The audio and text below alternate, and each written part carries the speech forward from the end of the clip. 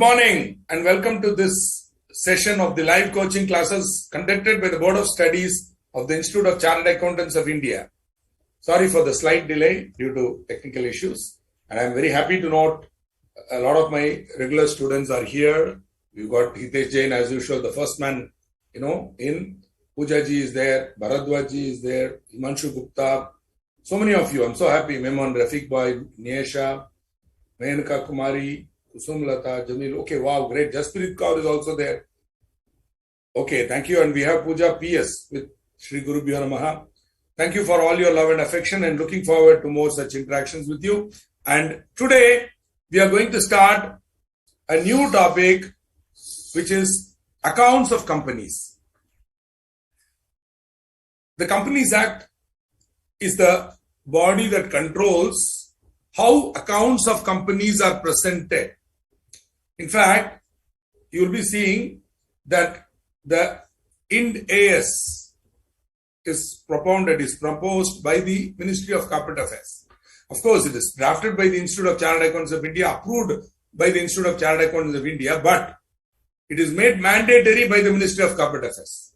So there is a close link between what we do as accountants, chartered accountants, and the Companies Act. Therefore, it is important for us to understand the provisions of the Companies Act relating to accounts of companies. Right? This topic and the next topic, audit and auditors, would overlap with your auditing paper also. Suppose you are familiar with it here, you can easily handle it in auditing, right? This is contained in chapter 9, not of your institute study material, but the original Companies Act. This is chapter 9. It has its own set of rules, the Companies Accounts Rules 2014, etc., as usual. Thank you. I'm also happy to see all of you again. That's nice. Let's move into the topic without much ado. Topic overview. They give you a lot of instructions on what type of accounts are to be maintained. They give specific instructions. See, the beauty is, all of us know that certain rules are to be followed, certain things are to be done because we are chartered accountants and we have studied this subject. But unlike medicine or engineering, we do not operate with natural laws. Okay, we operate with logical rules which we have made for the purpose of presenting accounts meaningfully to the end user. Now, there is no sanctity for it. It is we, the various accounting bodies across the world have decided to do this and we've all aligned ourselves. Good. But then we need a statutory support. We need the government of that country assuring its citizens that, hey, this is how the accounts of a company have to be maintained. And that is what happens in this section, in this chapter. The government of this country has made it mandatory, which means there is no question of you or any company or any management of any company saying, hey, we don't want to do this. We prefer something else. Okay, they can't do that because now whatever we're going to see from now on is statutory and mandatory.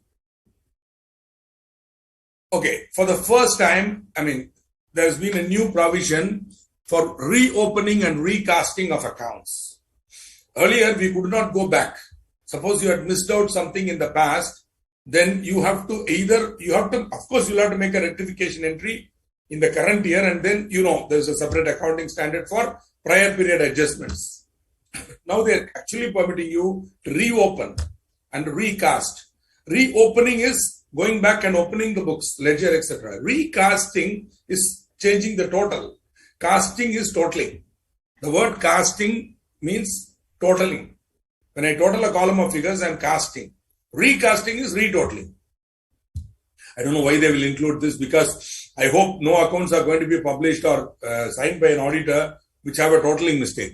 But then they've used the word reopening and recasting. I can understand representation or a different presentation. Maybe something was left out.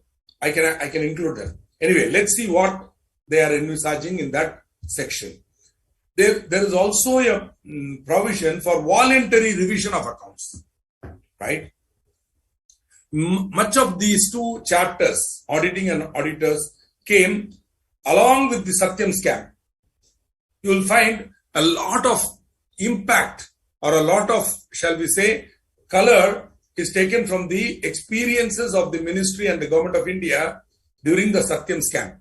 So you will find a lot of knee-jerk reaction here. You will find a lot of provisions that are aimed only to prevent another Satyam scam. But unfortunately, in that process, they are opening up sort of making everybody go through a certain type of control, right? Which is the NFRA, National Financial Reporting Authority. Later on, when you come to final, you will study inspection and investigation. There you will find one more, the Serious Fraud Investigation Office. These are all children of Satyam scam. NFRA. NFRA, of course, was there even before that. But then, post Satyam, they strengthened NFRA. And they said they give more power, okay, etc. to NFRA. And then they formed the SFIO and all that. The idea was to prevent one more Satyam scam. Okay. Also, it talks about audit reports and board reports. Though, you will find more information on audit reports when you come to auditors. Okay. This chapter also includes a separate section, a whole section and a whole set of rules on corporate social responsibility. Important topic. We'll cover that also. And members have the right to inspect the financial statement, etc. We'll talk about that. Filing of financial statements with the registrar. Remember 92, annual return. 92. Here you'll find the filing of financial statements is also mentioned. These two are a pair. Okay, every company should ensure that there is no default in filing annual return and financial statement with the registrar. Failure to do so has serious consequences today. Lastly, there is a mandatory statutory internal audit.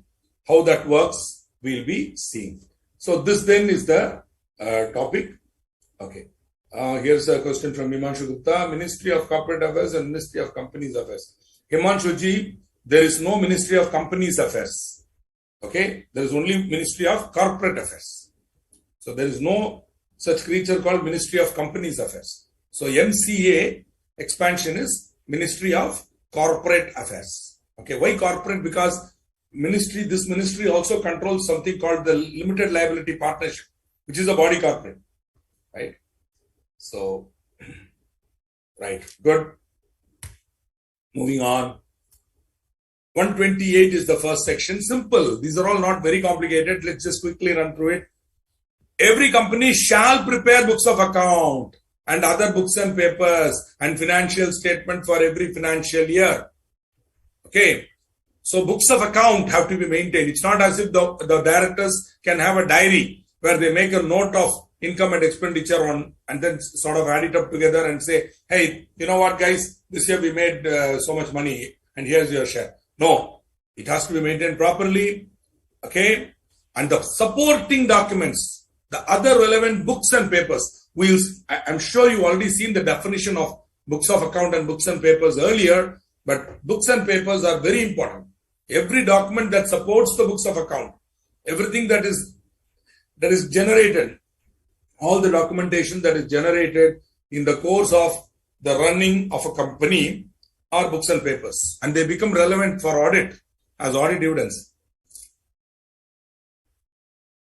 The purpose of maintaining books of account is to explain the transactions effected by the company in an accurate and systematic manner. Accurate, yes. Arithmetical accuracy, 100%. More importantly, systematic manner. In fact, when I am conducting workshops for entrepreneurs, I introduce the P&L and the balance sheet. In a very simple way, I try to explain to businessmen.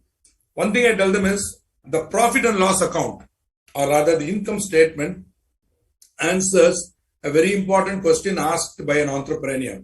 The business owner or the director or the shareholders, the owners, asking a very simple question. How much money did we make this year? not profit. How much money, cash flow. Okay, how much profit did we make this year and how much cash flow? So that's why I use the word money. The P&L answers the question, what is the profit we made this year? The balance sheet answers the question, where is that money? So you're saying we made so much money this year, right? Where is that money? For that, you have to go to the balance sheet where you get clearly where the money is locked up in the assets, that various types of assets, the liabilities and all that, right? This is very important. The statute, the Companies Act has made it mandatory for maintaining books on accrual basis. Means, I'm sure all of you know, if I shouldn't even presume to assume that you are not aware of what is accrual basis. But point is, accrual basis has become mandatory. You will account an income once it is earned, not when it is received. You will account an expenditure once it is incurred, not when it is actually paid. Payment is an event. Incurring is the accounting, shall we say, incident. When you incur it, you account it. Payment comes later, subsequent event. When you earn an income, you have to account it on accrual basis. Okay? But of course, we being prudent chartered accountants, we would account an income only when it is very certain of being received. Whereas in expenditure, we will be a little more prudent, and even if there's a possibility, we will say we will provide for it. On a provision basis, we will take it. Okay, slight difference. Accrual. I'm sure I don't want to waste your time on giving you an unnecessary lecture on accrual basis, because most of you are possibly know more about accrual basis than me. So you might be able to give a lecture on accrual basis, right? But this has now become statutory and mandatory. So how you will be tested here, a company may give you a question where a company director may stupidly say, we are going to maintain our accounts on cash basis. You will have to, obviously, the answer would be a straight one-liner. Say, according to section 128, or if you don't know section 128, if you don't remember, no problem. The Companies Act 2013 has made it mandatory that books of account shall be kept on accrual basis. Therefore, the statement made by the director is not valid. Similarly, they've also made it mandatory, statutory to maintain books according to the double entry system of accounting, right? The opposite of double entry is not single entry.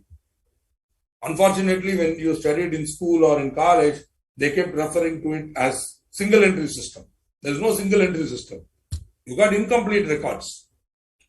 Preparation of accounts from incomplete records, where the entrepreneur maintains some sort of kacha books. I'm not joking. Many startup engineers, engineers who run startup, they formed a company, and then these buggers won't maintain books on double entry system. They will stupidly have an Excel spreadsheet where they will write down. See, this is the problem with engineers. They think accounting is simple. They think, I've had an engineer coming to me and saying, Mr. Shrikant, what's so complicated about accounting? See this Excel? I got everything here. Okay, show me. So what he had done was, one sheet was all invoices raised and all, very good. Other was all bills that he had got and all that. But then he would recommend, of course, he also put in fact, one thing he did not do was, he did not have bills that were due. He had only bills that were being paid by him, right? Fine. Now, later on, when I started asking a few questions, he started getting troubled. He said, hey, that is not captured. This is not captured. I said, that is exactly the point, Baba. This type of a system will not be correct. Which is why they've amended the law even more. Thanks to these startup wallas, they've amended the law. We'll see what that is. From 22 March onwards, they've made it even more stringent. They've given more rules. They've given more control on how the account should be maintained. As of now, double entry system. Double entry is an internationally recognized system of accounting. Okay, as you know that, and it's based on three simple rules, an accounting equation that works. Okay, since I'm here and I'm talking about accounts, I'll tell you something that I always tell MBA students whenever I go to a B school and I offer a course on accounting 101 or financial accounting 101 or whatever that is, the basic financial accounting course in the first semester, I always tell them, look here, the laws of physics, especially gravity, theory of gravity, will change once you go to Mars or Moon. The equation will change. The law will, in fact, it won't apply the same way that it applies on Earth. The equation is totally different when you go to Moon, when you go to Mars. Obviously, because of the specific gravity of those bodies and the gravitational pull of the Sun and the nearby, planetary bodies. Therefore, laws of physics are mutable. And you had Einstein coming in and turning Newton upside down with the theory of relativity. Okay, so laws of physics are mutable. But the rules of double entry, the accounting rules, are permanent and uniform across the universe. I'm not joking. Let us say that mankind is able to conquer the space. Okay, minimum our solar system. Let us say that we are able to set up, shall we say, mining operations in Mars. And, we've got I'm sure there will be a chapter of the Institute of Chartered Accountants of India or an equivalent body in Mars. And let's say that there's a chartered accountant in Mars and he's maintaining the books of account for a Martian businessman. Now, because we are in Mars, you think the double entry system will change? You think you'll have a different rule for nominal account? You'll have a different rule for real account? I don't think so. Wherever you are in this universe, the three rules of double entry are the same. This is a thought that I always share with them to show that these rules are universal and have universal application. Which is why sometimes in my firm, when I hire a person, all I do is I ask him whether he or she knows the three rules of double entry. If they are able to understand it correctly, I'm happy, because with those three rules of double entry clarity, the person can build a whole complex superstructure of accounting. But if that funda is not clear and they are mugging up journal entries, then sorry, later on it will become a problem for that person. Okay, sorry for giving you, as usual, useless information. I'm sure one of my good friends, students, if she's here, would say, don't waste your time giving useless information. But sometimes, this type of information could become useful when you badly need it. Okay, books of account defined. Okay, books of account includes records maintained in respect of all sums of monies received and expended by a company. So, money received and expended by a company and matters in relation to which the receipts and expenditure take place. Right. All sales and purchases of goods and services. In fact, as accountants, we know it's the sale or purchase that happens first, then only the money is received and expended. Anyway, okay. The assets and liabilities of the company and items of cost as may be prescribed. See, this law was not drafted by accountants like us. This was drafted by bureaucrats, lawyers, and all. They really don't understand accounting. Therefore, for their understanding of books of accounting, as you all well know, there is much, much more than this. A proper books of account will have much, much more than this, more detailing than this. Okay, but then, since they have also included accrual basis and double entry system, they are saving themselves and they have come to a certain clarity. Book and paper.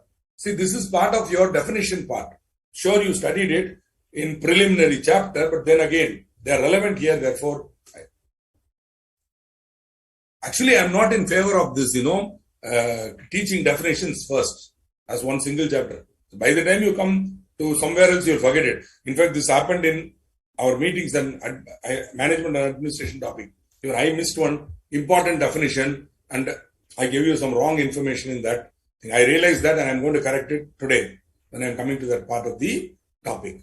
Okay, book and paper. Or friends, is the query pad working? Because I'm not getting any more queries. Or else maybe the topic is too simple for us not to have any queries. No problem. As and when you have a doubt, do raise it. Ready to answer and clarify. Book and paper or book or paper, right? Include books of account. Please note it. Books of account is part of book and paper. Deeds, vouchers, writings, documents, minutes, and registers maintained. So do you remember, go back to management and administration. We saw register of members, register of debenture holders, register of persons holding beneficial interest, right? Minutes books. We saw all that. You will be seeing more registers as we go into the law. All these registers are part of book and paper. Minutes, documents, writings, vouchers, deeds, books of account, of course. So you as an auditor tomorrow, when you're auditing the books of account, remember, you have access to all books and papers. Everything. The company cannot say, we will not show this to you. Okay, there is nothing confidential that since you already signed a confidentiality clause, you are entitled to ask for it. Of course, what they may refuse to do is, they might say a non-member, an article clerk who is not yet a member, they may not reveal certain documents because the confidentiality clause will not cover a non-member. But in spite of that, if your firm has a non-confidentiality or a non-disclosure agreement, NDA with you, then you are also bound by it, and any information that you get while auditing should never be divulged, should never be told to anybody else, because it's given in confidence. So books of account includes, book on paper includes books of account, book and or paper as a wider import, everything. Okay. An audit involves verification not only of the books of account, but books and paper. You have to see the documents, you have to see the vouchers, everything. Minutes, etc. Now, where should I keep the books of account? One more thing, I do not know how it is written elsewhere. I seriously don't care how it is written even in the Companies Act 2013. But remember, book of account, the plural is books of account. Okay, since you have journals, since you have ledger, etc., it's a collection, and therefore it's called books of account. Not book of accounts or books of accounts, books of account. Okay, please try to remember this while you are not only writing answers in the exam, later on in your life also, right? So books of account shall be prepared and kept at the registered office of the company. But they may be kept at such other place in India as the board of directors may decide. For example, the company has its registered office, right? Registered office in Jaipur, Rajasthan. But their main corporate office is in Gurgaon. The main corporate office is in Gurgaon, where everybody, but then the origin of this company is from Jaipur, therefore they have their registered office there. Now this company can maintain its books of account or keep its books of account in Gurgaon, NCR. What is the procedure for that? If you want to keep it, it's enough if the board of directors pass a board resolution. But in such a case, the company shall, within 7 days thereof, file with the registrar a notice in writing giving the full address of that other place. Because later on when you come to final, you will learn that the registrar of companies can inspect the books of account. He can enter, search and seize. Of course, these powers cannot be exercised casually. They need approvals and all that. But he can do it. He can inspect the books of account. He can call for the books of account. He can enter the premises of the company, this place, and he can inspect the books there, or he can conduct an investigation. So these are huge powers that he has got, which is why we have to inform him. Not informing him within 7 days is an offense, right? The books of account of a branch office may be kept at that office. Later on when we come to audit, we will see that the branch may have a separate auditor also, though the statutory auditor will be responsible for the entire accounts, including the branch accounts. For the limited purpose of access and auditing and reporting, you can have a branch auditor. We'll see that when we come to audit. But when a branch office is maintaining accounts separately, then summarized returns of branch accounts shall be sent periodically to the company. Summarized returns of branch accounts. See, in those days, branches were physically branches were physically and geographically apart and books of account were maintained, etc. Today with virtual digital world, you don't have to, you can maintain the complete, centrally maintain all your accounts. Most of our clients who have branches all over India maintain the books of account in the corporate office, even for the branch. But certain vouchers, certain documents are maintained only at the branch office. For that limited purpose, we may have to visit the branch office. Otherwise, we can easily maintain the books of account in virtually. In other words, when a transaction is happening at the branch and is updated on the cloud, automatically my central system is updated. Now, today with digitalization, it's as simple as that. Somebody is asking a fundamental question, difference between books of account and books on paper. Please read the definition. Book and paper includes books of account. So books and paper is a bigger term than books of account. Books of account is only the financial accounts, the ledger, the journal, the various journals. That's all. That alone is the books of account. But this is part of book and paper. This is part of book and paper. In addition to books of account, book and paper also includes, say, suppose the company has a property. There will be a sale deed for that property, right? That is book and paper. Okay, whenever you are entering into a transaction, you will generate vouchers, supporting documents, digitalized or in electronic form or physically, whatever. Those vouchers also books and paper. Any writings, for example, suppose a purchase is being authorized.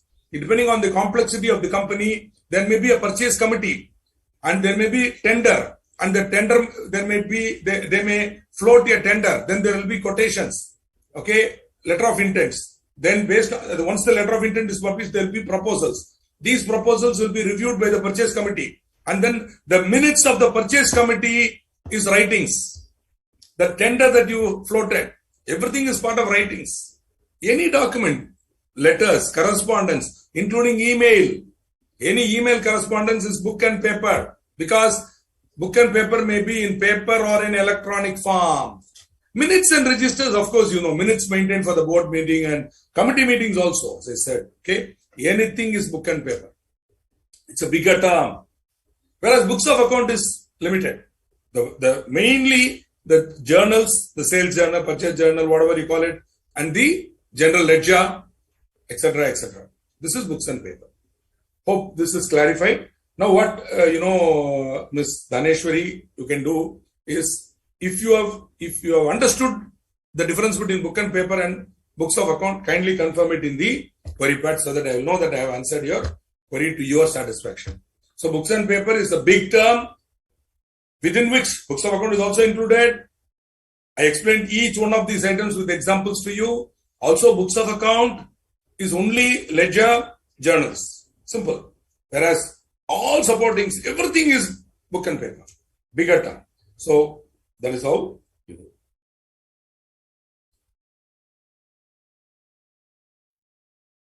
Somebody is jumping to audit trail. Let us see. Wait.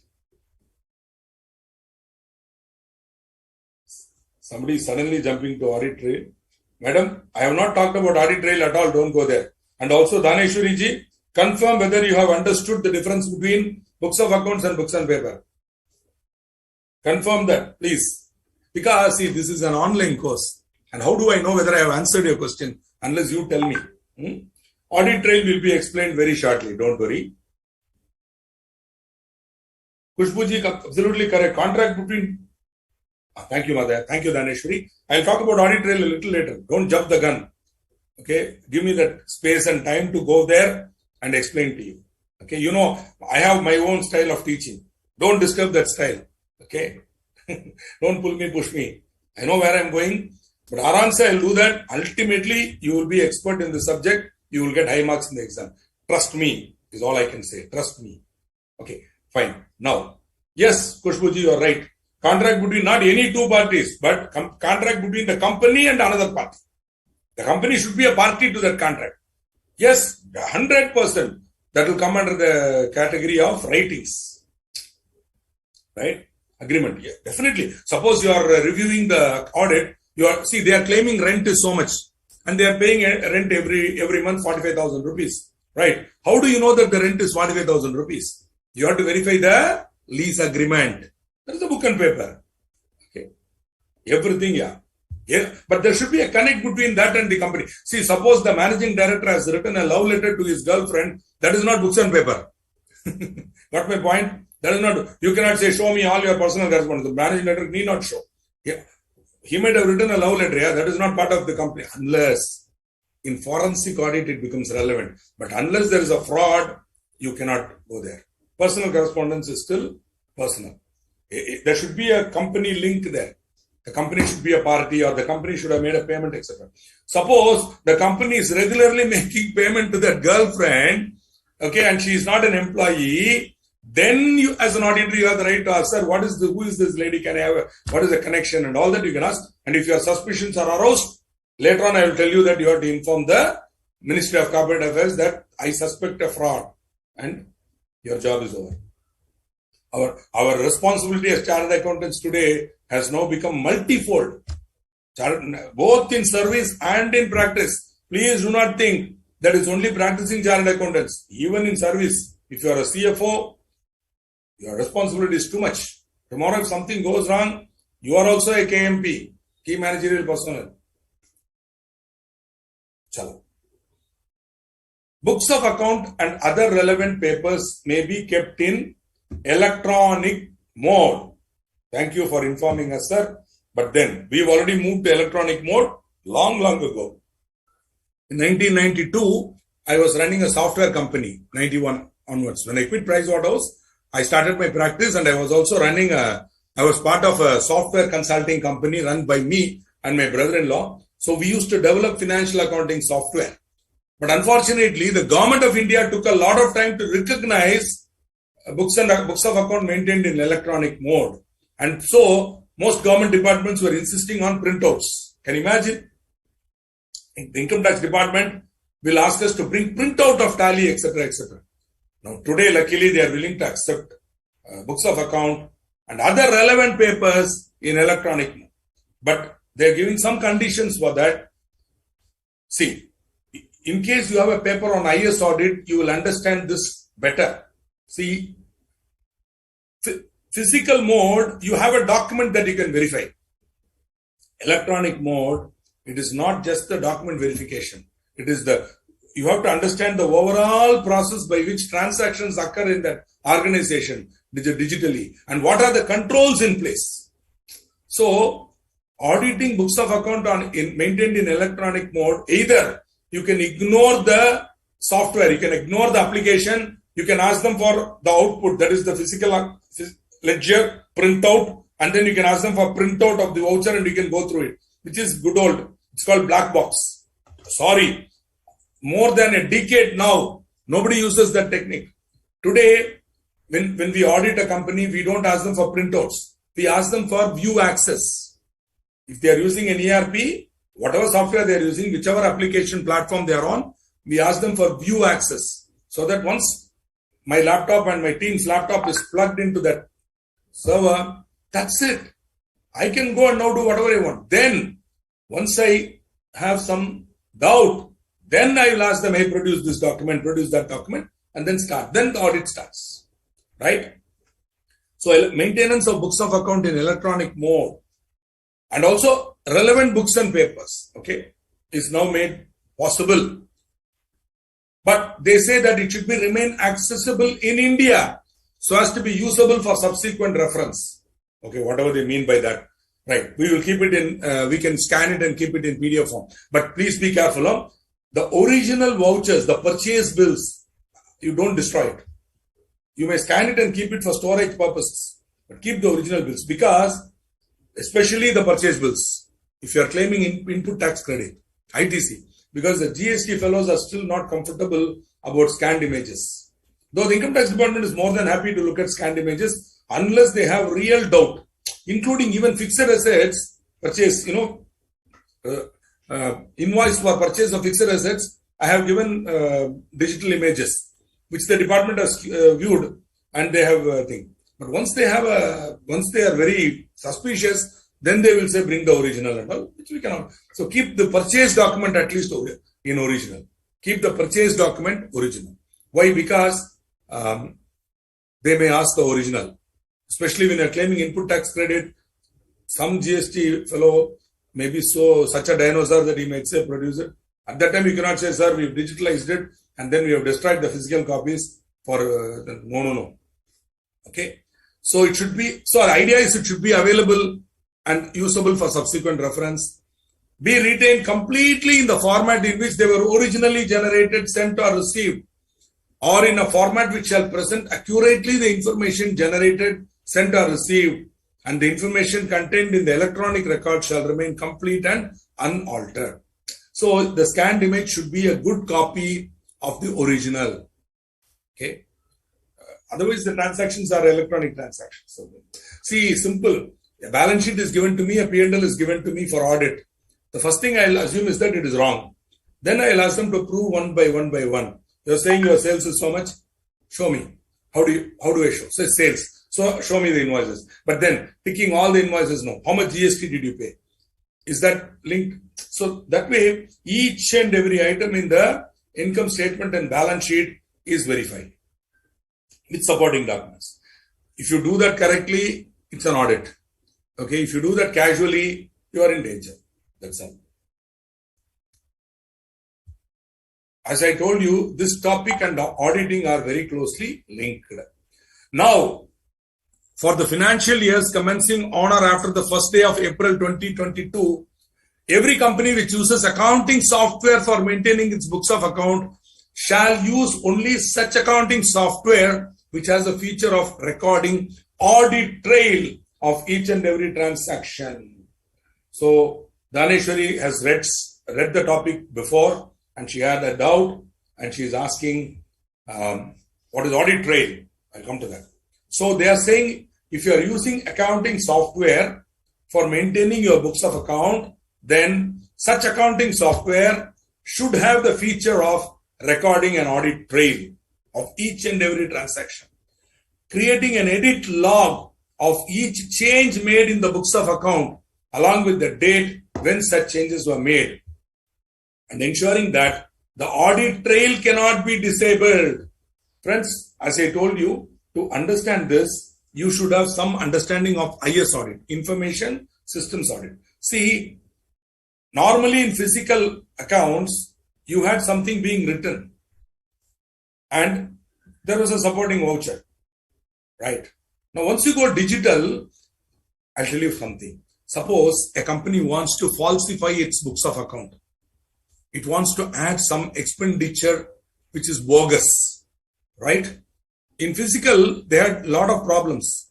They could not do it so easily because it was already written. What you needed to do was, over 5 or 6 days, you have to rewrite the entire books of account. But with electronic maintenance of books of account, it is so simple. It's a matter of adding a transaction there.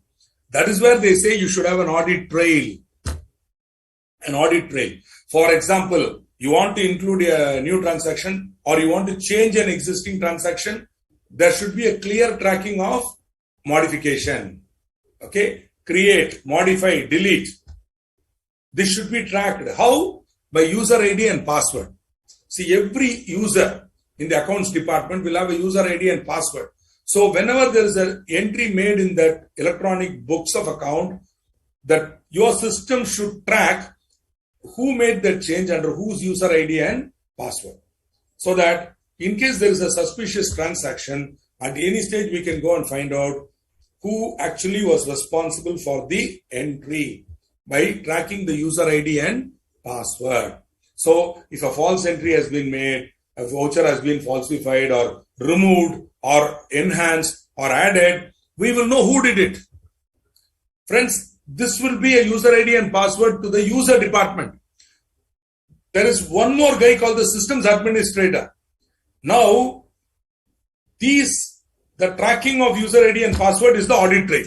To answer the question of Ms. Daneshwari, the tracking of the user ID and password of every user whenever they make a change in the books of account or make an entry or delete an entry, create, modify, delete any transaction, anything that you're doing there in my accounting books, I need to know who did it, when, with the exact second you will get it, and under whose user ID you did it. So that is the audit trail. Now, as part of IS audit, we scan the audit trail. Again, that is stupid. If the facility is there, I don't have to do that. All I need to do is when I have a suspicion, I need to go and find out who did this. See, suppose, I'll tell you how. Suppose a particular customer's name itself is being removed and all sorts of golmaal is going on there. I need to know who removed that. I need to know who played games with that particular record at the record level. This will be given to the user department. Okay. So which will be you and I tomorrow. Suppose you are employed in a large company in the purchase department and it is your responsibility to update the purchase transactions in the SAP. Your user ID and password is very, very important. Do not share it even with your manager. Do not share it even with your manager because it is your user ID and password. Tomorrow, if you share it, he can make an entry through your user ID and password. And in an IS audit, it will become a danger for you. He can try to shift the blame onto you. So be very careful about this. That's why user IDs and passwords are very important, especially in official user IDs and passwords. Keep changing it. I mean, this is all part of IS audit. I don't want to go there. What they are saying is this facility should be there in the accounting software. Most of the accounting software did not have audit trail. They had audit trail. You could capture which user ID did what. But they had a facility by which the audit trail could be disabled, or the entire user ID, that whole audit trail, data regarding who accessed when, what change was made, etc. That entire data could be deleted by the systems administrator, SysAd. So there was one guy who was given the SysAd or the systems administrator or administrator rights who could go and delete everything. But then remember, that would be an audit trail, like where we could say, you did it on such and such a day, why did you? But we don't know what transaction was deleted, when it happened. Therefore, they are saying the audit trail should not be capable of being disabled. Once the trail is there, it will be dumped in a file. That file is there. You cannot disable it. Everything has to be done. Okay. Who tracks the entry? Definitely not the IT department. Why should the IT department do it? IT department has better things to do. Don't think that IT department every day morning they will go into all the companies and verify. It is the board of directors' responsibility. We will see that in a short while. It is the audit committee responsibility. It is the responsibility of the board of directors to ensure that audit trail is in place. Which is why the board of directors will then delegate this power to a chartered accountant who will be the CFO. So the CFO will do it. But the CFO himself may feel better, I don't take a risk. So what? He will appoint an internal auditor or an internal auditor who is also trained in information systems audit. I am myself a certified information systems auditor, a CISA. So a guy like me would be sitting there and that person will go through the audit trail, or his team would go through the audit trail and tracking all the entries and verifying and all that. In a final statutory audit, we don't do all this. We only verify whether the audit trail is there. We see whether the internal control system is operating. We do a sampling of the audit trail data. We see that everything is correctly done and things like that. Sometimes I search for certain anomalies. I search for certain transactions which are done by a lower level user ID. I will ask them, why is this being done by this guy? Why is this guy's user ID? But that rarely it happens in normal companies. But where there is a fraud, sometimes, higher level activity would be initiated through a lower level user ID. We would like to see, these are all part of what we call forensic audit, fraud investigation. That's too much. Normal audit is not a forensic audit. Okay. So who tracks the entry? I have given the answer, right? Hope audit trail is now clear. If it is clear, then kindly confirm that at least, it gives me some sort of feedback that you have understood. This is a recent addition. As you can see, only those accounts which are commencing on or after first day of April 22 this year, current year. So it's a recent addition to the law, and all the software developers are rushing to include this feature in their software so that they can claim that their software has audit trail. Okay.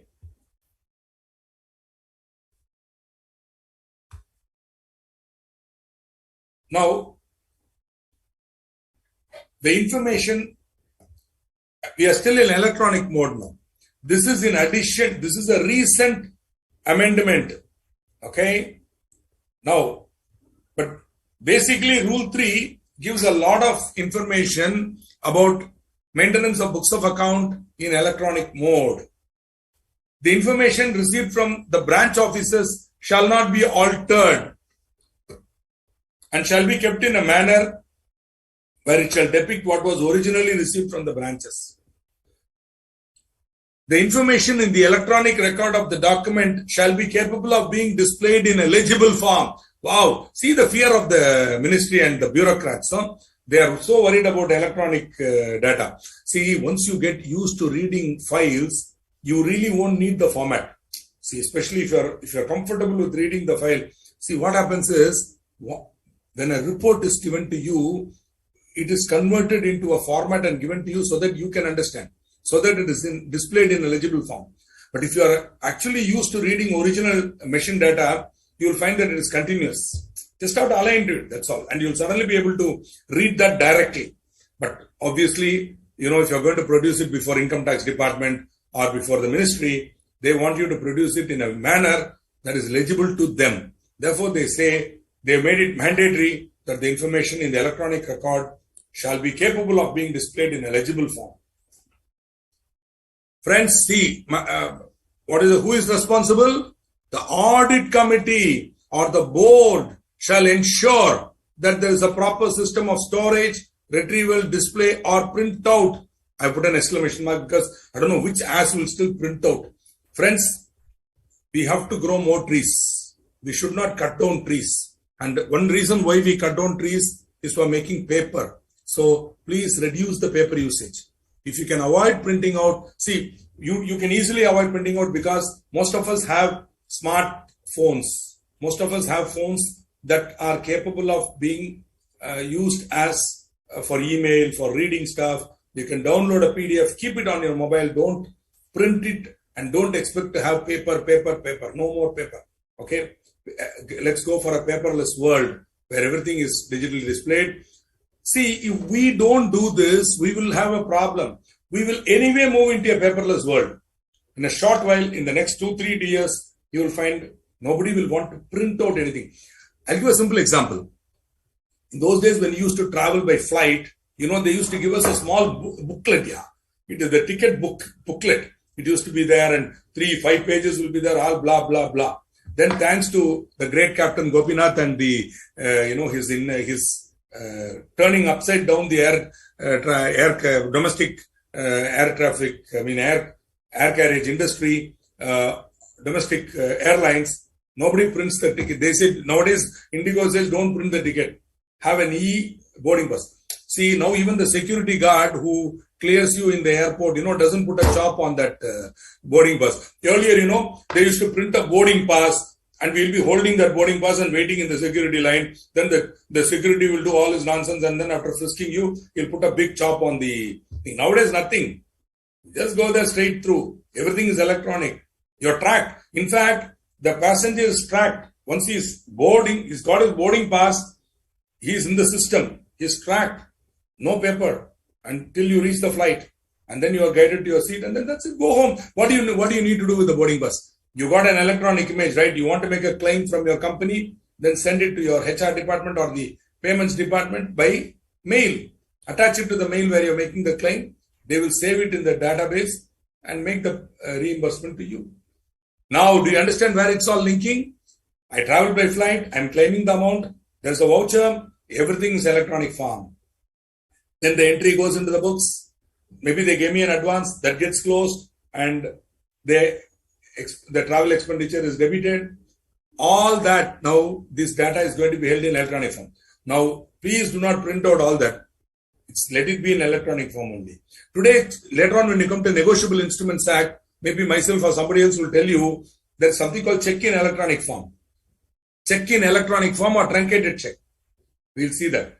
Truncated check is when the actual physical check is scanned and the digital image alone is then transferred for collection and all that. The physical image is retained by the branch. It is not sent anywhere. Okay? Right. And today, the usage of check itself is going to come down because we are using digital payment systems, right? So, maybe this is this is what I'm telling is all silly for Gen X, Gen Z, people like you who are already in the digital world. Okay, but let's move faster towards that is what I'm saying. Okay, but the problem is ministries like the Ministry of Corporate Affairs, which still have Buddhas, they are afraid. They are afraid. The Income Tax Department took a lot of time to get used to electronic records, but now they've conquered their fear and they are willing to take digital data unless it's so defaced and so illegible that they have a doubt. That's why they are saying the document should be capable of being displayed in a legible form. Such records shall not be disposed of or rendered unusable unless permitted by law. In a short while, we will talk about how long the records should be retained. There is a period of limitation. Beyond that, you need not retain neither physical records nor electronic records. Though retaining digital electronic records is not a big thing. So long as you have good computer memory, you can dump it and keep it there. But physical documents can be easily destroyed after a certain period. We will see that a little later. Backup of all data, including data at foreign location, to be kept on servers physically located in India. Agreed, sir. We totally agree with you. Physically located in India. See, because most your Amazon servers are not in India. So they are saying you should also have the data should be stored in a physical location in India. Right? So, I don't know if you're aware, Amazon has data warehouse where zillions and zillions of information is contained in Amazon. I'm sure even you would have, some of you would be having, you might have purchased space in the Amazon data warehouse where you might be storing your personal data. I think all of us are going to move to the cloud. All of us are going to move there and it's going to be. That's why they're saying, I don't know, physically located in India, I don't know. Whether we have, maybe Amazon would have to set up a facility in India, a whole forest of servers which they would protect and that will be physically located in India, connected. Friends, physical location is now meaningless. You can be wherever you are and access your data. Okay, maybe it will take another 5 years for the Ministry of Corporate Affairs to understand that geography is now history and that physical location is not an important aspect of digital revolution. Anyway, the company shall intimate to the registrar on an annual basis at the time of filing of financial statement the name of the service provider, for example, Amazon or whoever it is who's providing you the data, unless you are having your own in-house data servers, in which case no problem. If your data requirement is less, you can have your own data server. Many large companies in India have their own data servers. Whenever I go for an IS audit, I inspect the physical perimeter security of the data servers. They call blades. Each memory unit is called a blade. Each blade contains zillions of bits of data.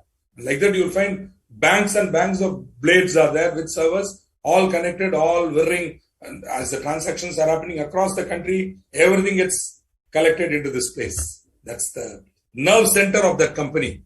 Everything gets collected here. Very, very important. That's why I also ensure that that particular location has perimeter security. Means physically it should be protected. Because that is the place where if I'm going to launch an attack, that is where we will launch an attack. Because if I'm able to enter that area, then I can control the entire company's data. Okay. Physical access to that area should be prevented. Okay. So the company shall, believe me, those of you who are interested in auditing, remember IS audit is the way to go. The next gen topic. In case you are not thorough in that, it's very important for you to be not just memorize and mug up and vomit for the exam, but understand the whole concept of data residing in remote servers, being accessible, etc., etc. Understand how the business works and how the business is the business process is linked to the digital overlay.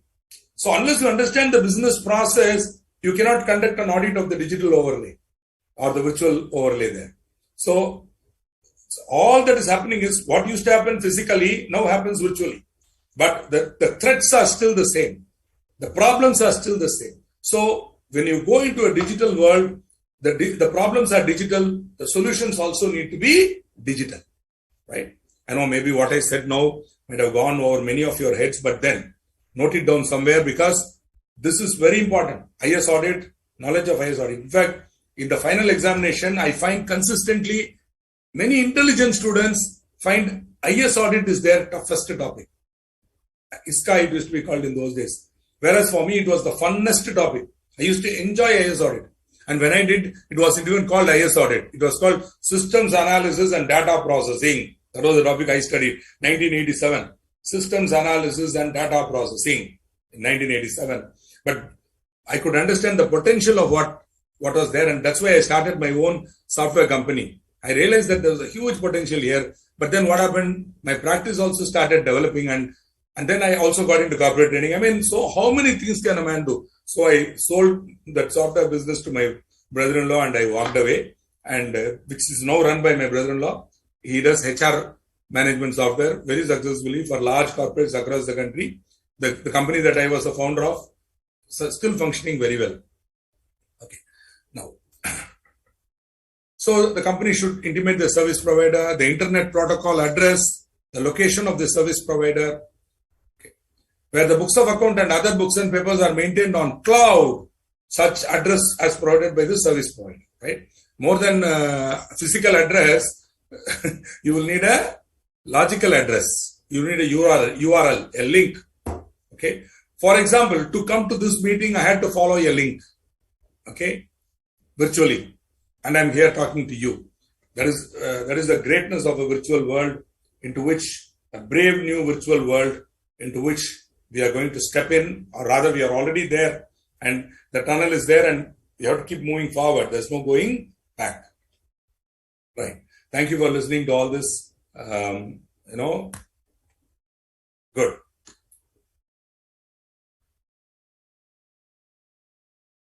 This is important and interesting from the exam point of view also. Inspection of books. The books of account of a company maintained within India shall be open for inspection by a director. Please note, only director. I'll make this point very vehemently. I am a member of a company. Maybe you are a member of Reliance Industries. You are a member. Maybe you are Junjunwala, Rakesh Junjunwala. You are holding 10% stake in Reliance Industries. Whatever. I don't think Mr. Rakesh Junjunwala is doing that, but whatever, yeah. The point here is you are holding 10% stake in a company. You are a member. You are not a director. You go to the company's registrar office and inform the CFO. I want to inspect the books of account. Can the member inspect the books of account? No. That means every day we'll have 15 members waiting to see the ledger. I want to see 5th June ledger account. And they'll come and waste our time. No way the member can inspect. Only the director can inspect the books of account. Members do not have access to books of account. They can only see the financial statements at the end of the year. On their behalf, the auditor is examining the books of account. That is why the auditor is appointed. Every member need not come and inspect the books of account. That is why I am there. I represent them. I report to them. I am appointed by the members and I report to the members. I am not appointed by the board of directors. I am appointed by the members in general meeting and I am reporting back to them. And on their behalf, I conduct the audit of the company. But a director of a company cannot be denied access to the books of account. It will be open for inspection. Where the financial information is outside India, copies of the same shall be maintained and produced. But the director cannot come at midnight and say, show me the books of account. Sorry. The inspection shall be done during business hours at the registered place or such other place where the books of account are maintained. So he has to come physically to that place and ask. Right? But I think this part, at the registered place can be given a go by. He can be given remote access, but still, if you insist, you can say, sir, I can't do it. Please come to the registrar office, I will show you. Actually, this provision will become relevant not for large listed companies where directors will not bother because they are able to sit on the audit committee. They can come to the board meeting, ask the direct question to the CFO and all that. This will be relevant for a smaller company or a medium company where there are two groups, both of whom have representation on the board. So the minority group director may want to see the books of account. They may deny. They cannot deny. Every director can have the right to inspect the books of account. The minority group may be suspecting that falsification of books is there. Their bogus bills are being introduced. Then the director representing the minorities definitely will have access to the books of account. He can verify it. He can inspect it. Right? Now, where an inspection is made by a director, as above said, the officers and employees of the other employees of the company shall give to the person making such inspection all assistance in connection with the inspection which the company may reasonably be expected to give. See, the guy wants to see the books, he can show vouchers and papers, etc., etc. That's all. Inspection in respect of any subsidiary of the company shall be done only by the person authorized in this behalf by a resolution of the board of directors. So, that company, okay, director can do it. But if the director wants to inspect subsidiary, then the board of directors should authorize that person by passing a resolution of the board. Right? Now, this is important. When a director seeks financial information kept outside India, he shall make a specific written request. The request for such financial information shall be made by the director himself and not by or through his power of attorney holder or agent or representative. Such financial information shall be provided within 15 days of the date of receipt of written request. So, if a director wants financial information kept outside India, see, for Indian local financial statement, financial information, oral request is okay. But you want something kept outside India, then you have to make a specific written request in writing. And the request shall be made by the director himself, not through power of attorney holder or agent or representative. And such financial information, once he makes it in writing, you shall provide it to him within 15 days of receipt of written request. Right? Now, one of the directors of Suryodaya Pharma Limited has sent a request for books of account maintained outside India. How director inspect them? Sorry, he can't go abroad. If he wants, he can go abroad and inspect. But most of the time, we'll provide the information to him. Whatever he wants, we'll give him. Financial information will be given. Okay. If he wants to inspect, he has to go abroad. That is one cost. We won't have to pay the cost. One of the directors of Suryodaya Pharma Limited has sent a request for inspection of the books of account of the company. The CFO of the company refuses to provide access to the said books on the grounds that the director will be provided with quarterly summary of financial position at the board meeting. So the CFO very arrogantly says, "Sir, when you come for the board meeting, I'll provide quarterly statement." Chup. Okay, now advise the board of the company as to whether the action taken by the CFO is correct. Okay. Now, obviously, what is the answer?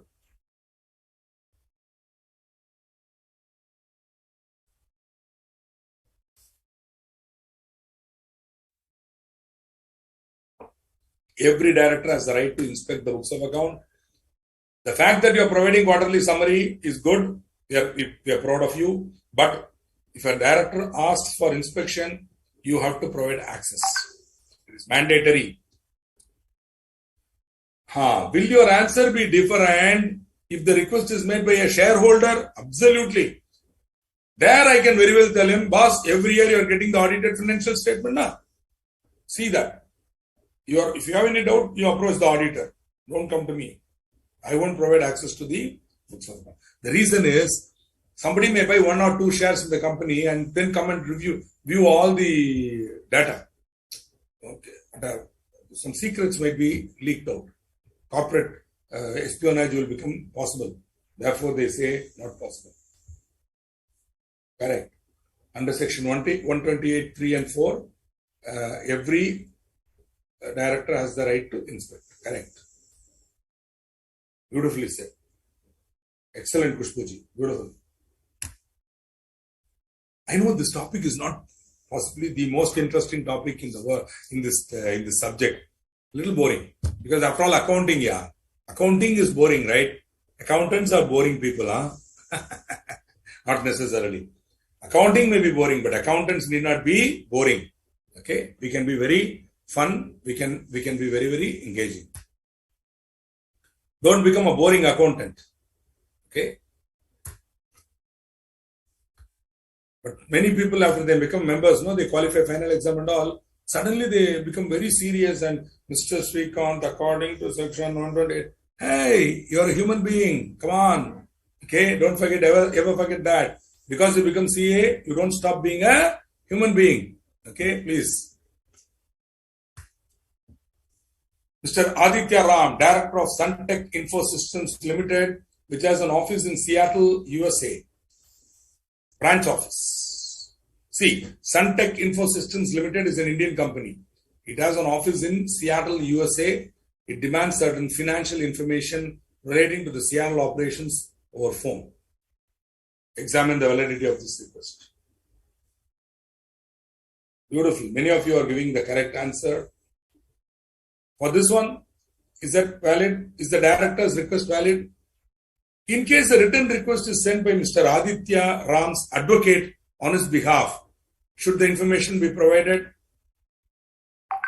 Both answers are, I will wait for you to give a reply. I'm surprised that nobody is asking for a break yet. Don't worry. 8:30, I will give a small break. At 8:30, I will give a small break.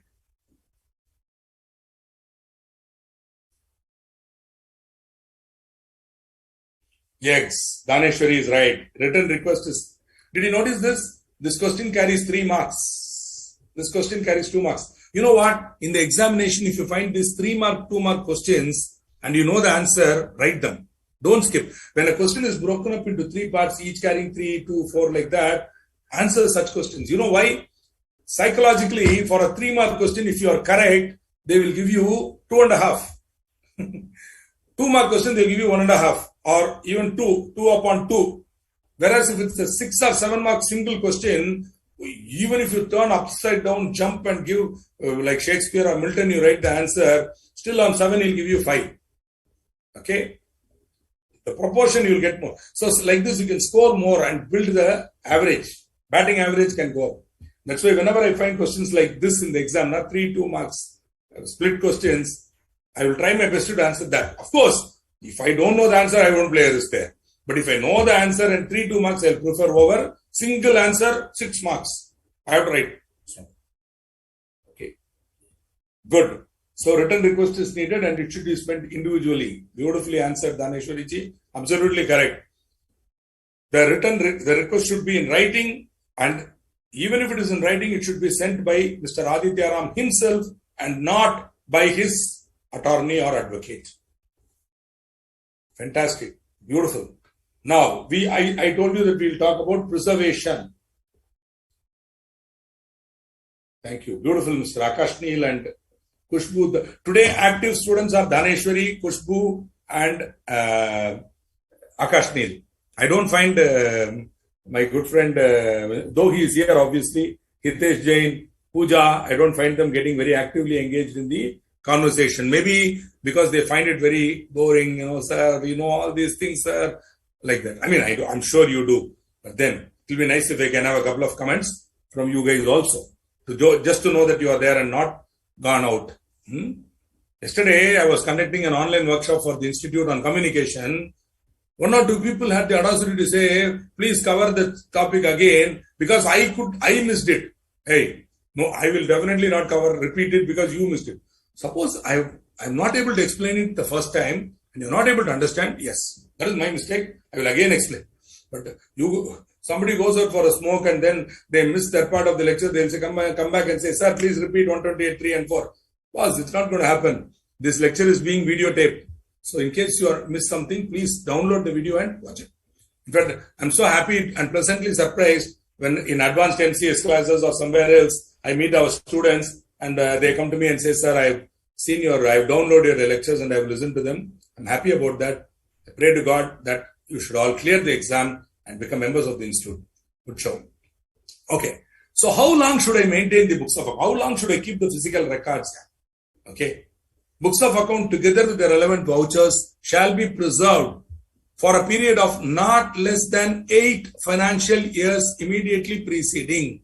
Not less than 8 financial years immediately preceding. See, the income tax department has a different thing.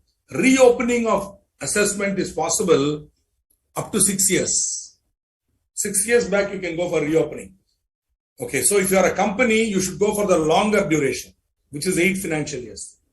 Of course, reopening of foreign transaction is possible up to 14 years. So my suggestion, use your discretion. But under the Companies Act, you have to maintain it for a minimum of 8 financial years immediately preceding. Okay? Where a company has been in existence for less than 8 years, the same shall be preserved for all immediately preceding financial years. If it's 6 years, all the 6 years. Now, the provisions of the Income Tax Act shall also be complied with in this regard, which is why what will I do? Because there it is 6 years, but then they have a 14-year also. But that's only for international transactions. Okay. So domestic transaction, where a company has only domestic transaction, they can think. If there are international, see, especially taxability of a transaction in India can always be taken up. It can be reopened at any stage.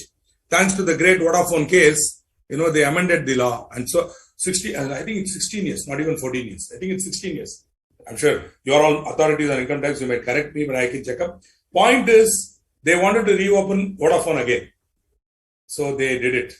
Legislatively, they controlled that. The Supreme Court decided against the government.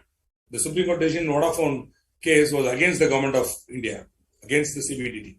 Therefore, they amended the law and made it taxable. Section 9 was amended. They made any capital gain arising out of shares which derive their value from an asset in India or a share in India, they said taxable in India. And since they wanted to assess Vodafone, they said they empowered themselves to reopen it retrospectively and go back and reopen it. But then, so that's why safely I tell my clients, 8 years is Companies Act, 6 years is income tax, 14 years, 16 years is also there. Be careful. Minimum 10 years you maintain, I tell them. Keep it for 10 years because one decade, after that it may not be relevant. So 10 years is not a statutory number. It's Srikanth's number. I give it to my clients as a rule, and my clients obey me because they. So even if a CFO argues and says, "Sir, 8 years," I will overrule him and tell him, "Boss, if you want my professional advice, keep it for 10 years. If you think no, sir, whatever you say." So my suggestion is, but then statutorily, the Companies Act 8 financial years. Less than 8 years, all the years. So technically, at the end of the 8th year, you can destroy the first year. So 9th year, you can destroy the first year. 10th year, you can destroy the second year. And so on and so forth. Yeah, in many of my clients, what we do, we have a ritual for this. You have a ritual for this where one of my senior article clerks or audit manager will go there. In some cases, they might even invite me, and then we will all go to one place, either the terrace or the open ground. Then all the books will be kept, and then one security wala will come. The CFO or the finance guy will be there. The finance department representative will be there. The one independent representative will be there, and my staff will be there. Then they will pour the oil, kerosene on all the stuff, and then they'll burn it. And okay, so this is a ritual, and then all of them will sign off in a register saying this year's books are being burned. That becomes my proof. Tomorrow, if the department wants, I'll say, "Boss, under the Companies Act, 8 years, so I burnt it." But that's why I tell them prudently go for strictly 8 financial years, go for 10. Okay. Where an investigation has been ordered, central government may direct preservation of books beyond 8 years. For example, in the 6th year, this year is the 6th year for that set of books of account. So technically, the 8th year over, I can destroy it. But in the meantime, investigation has started. Then the CG will pass an order saying, for these years, you have to maintain the books until we tell you to destroy them. Beyond 8 years. They will say, they won't even give a time limit. They'll say, until we tell you to destroy them, you cannot destroy these books. So that power has been given to the central government. Okay. The black box theory is a very old theory in IS audit, where in those days, when chartered accountants were not familiar with digitalization and information systems, many older chartered, I'm talking about 80s and 90s. When only few of us even understood the potential of computers and digitalization and all. In those days, many chartered accountants used to ignore the digital data. Though the company would be using software for maintaining books of account, they will not audit the software. They will not go there. They will treat it as a black box. You know what is a black box? I cannot see into it. I will ignore it. So they treated that information system, the application software, as a black box. They didn't want to go there. They will not go through into the database. They will not go through the RDBMS. They will ignore everything.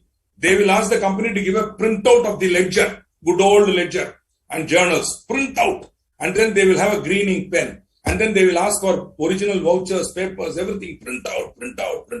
And these dinosaurs will sit and tick. They'll tick here, they'll tick here. I tell them, boss, everything is there. This is also generated by the computer. That is also generated by the same application. What joy in ticking here and ticking there. For a very long time, this was happening. This may sound silly now, but I've seen a lot of members of our institute, dinosaurs, they will sit. Tally would have generated the invoice. Now that invoice they will verify with the sales journal, and they'll think this is a great auditing. Okay, I tell them, boss, the same system only generated that also. Okay, this is only coming here. They won't understand. They will ignore it. They will say, Shrikant, don't confuse me. Give me a printout of the ledger. But then this is not today. Please, today, none of our today, thanks to our institute, DISA has come, Diploma in Information Audit, widespread. We have educated our members. Today, no member will do this. Today, if you want to become a practicing chartered accountant, you should be an expert in IS audit. You should have a lot of knowledge of IS audit, information systems audit. Even if you are not a DISA, ideally become a DISA or a CISA, Certified Information. I am a member of the ISACA, Information Systems Audit and Control Association, USA. I am a member of that body. Institute also has a beautiful diploma called DISA. You can do that also. Both are equally good. In fact, DISA possibly is better because it is given by the Institute of Chartered Accountants of India in India, and you should try that and become knowledgeable there. Of course, first you complete your CA for that. Thereafter, you will not have a black box approach to auditing, right? Today, my people go directly into the RDBMS. We directly access the RDBMS through view mode. We crunch the data, we analyze it, then we come out with samples. Then and only then do we go for physical data verification, vouchers and all. Even that digital, we go through the scanned images. If our suspicions are aroused, then only I'll go for original documents or else title deeds, agreements. There, I will inspect the original. Otherwise, I will not bother. Where, authenticity by a signature is important legally, only then I'll go for physical document. If it's system generated, I will not bother to print out. I will assume. Then I will go through the audit trail. I'll see that the audit trail is correctly maintained and things are going. I will ensure that all transactions are initiated only through the application. There should not be any possibility for a transaction to be updated outside of the application. That is where the audit trail becomes very important. Sorry, this is becoming more of an IS audit class than a books of account in company law. But then, very interesting area, my dear friends, IS audit. Don't be afraid of it. It is your friend. Yeah, a little bit technical, agreed, but enjoy it and you will enjoy the topic I'm telling you. IS audit is a very enjoyable topic. I used to love it. And when I was in Pricewaterhouse, still many of the employees in 87, I joined Pricewaterhouse when I was 22 years old, 1987, I think. And I was there till 91. Still, people had a fear of computers and systems and all. And those days, it wasn't, there was no PC and all that. There was no distributed data processing. It was all mainframes. and COBOL. I entered the field at that time. Okay, and I quit it when the RDBMS had started, and I was so excited. But then I couldn't. I was not there when Java and also by the time Java had come, by the time object orientation had really advanced, I was out. I was out of the field. But then, as an IS auditor, I kept updating myself. But then, actual core development, coding, etc., I'm out of that. Okay, but it's still exciting. And there are a lot of chartered accountants in India. Easily about 30% of our members are experts in IS audit. Okay, they are experts in IS audit. Experts. All our members have to know something about auditing through and with computers. But some of us are experts in that. Okay, as usual, there is a penalty for non-compliance. So, any aspect of Section 128, if there is a violation, then managing director, whole-time director in charge of finance, CFO, welcome to the club, any other person of a company charged by the board with duty of complying with provisions of Section 128. Okay, may not be CFO, but he may be called head finance, chief accountant, whatever. If you have been charged by the board through a board resolution with the duty, then that person is also a responsible person. All these people can be penalized, fine of 50,000 up to 5 lakhs. Okay, there was an earlier punishment by way of imprisonment which has been omitted. For your information, it has been omitted. Friends, I think this is a fantastic time for us to have a small break, after which we will take up financial statement 2 subsection 40 and then 129, right? So a small break till 8:40. I'm giving you 10 minutes to do whatever you want. Okay. Nizarji, there is a break. Okay.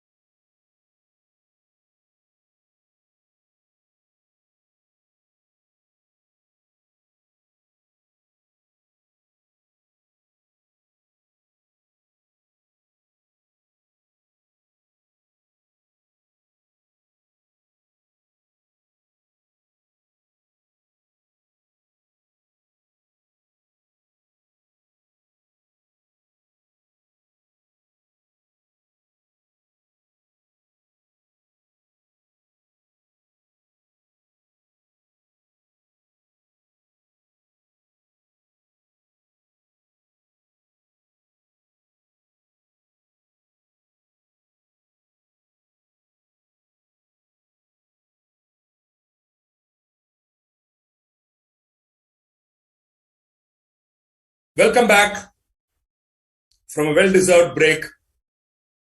We move on to the next topic, which is financial statement. Again, just like books of account and book and papers have been defined, financial statement has also been defined in section 2, subsection 40 in chapter 1. Financial statement is not defined. They are giving you a list of items that are included in financial statement. Since I had kept this slide on, I'm sure many of you have already digested it, and this is basic. So quickly running through it. Financial statement includes balance sheet. All of us know that. Profit and loss account or income and expenditure account, P&L and IND means profit and loss or income and expenditure account. Cash flow statement is part of financial statement. The format of the cash flow statement is not contained in the Companies Act. It is contained in, AS3, right? So the cash flow statement, the statement of equity. See, in the notes and accounts, my humble request to you is, thank you for saying that. Now, Hitesh, thanks for saying you're not getting bored, because see, I mean, this topic is very important but boring. That is the problem, right? Coming to the point, right? I request all of you, as a general, knowledge for yourself as future successful chartered accountants, now is the correct time to go through the complete financial statement of a listed company. Start with the balance sheet, keep on reading it, notes on accounts, etc., till you come to the end, including CSR. So as and when we teach you in auditing, in financial, in company law, in accounting, whatever, financial reporting, whatever, you would have my suggestion, take a good set of accounts, maybe a Tata Group company, which will be very compliant, or Dabur is also very good for me. I use Dabur a lot in my B school. For MBAs, I use Dabur a lot to give them a practical exposure. Don't do Reliance or ITC and all, because they are conglomerates. Very complicated. Don't go there. It will be tempting to go there. Reliance Industries Limited or anything. Prefer to go to Tata Motors, Ashok Leyland, very beautifully presented accounts. Ashok Leyland, Dabur, any one of these three. Just download it. You can easily download the financial statement from moneycontrol.com or go to Tata Motors website. There you will find financial statement. Separately one button will be there. Click on that, a drop down will come. You will get archives for the old records. Current financial statement, immediately it's downloadable.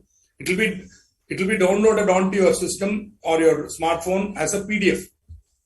Then either print it out. Remember what I said, don't print it.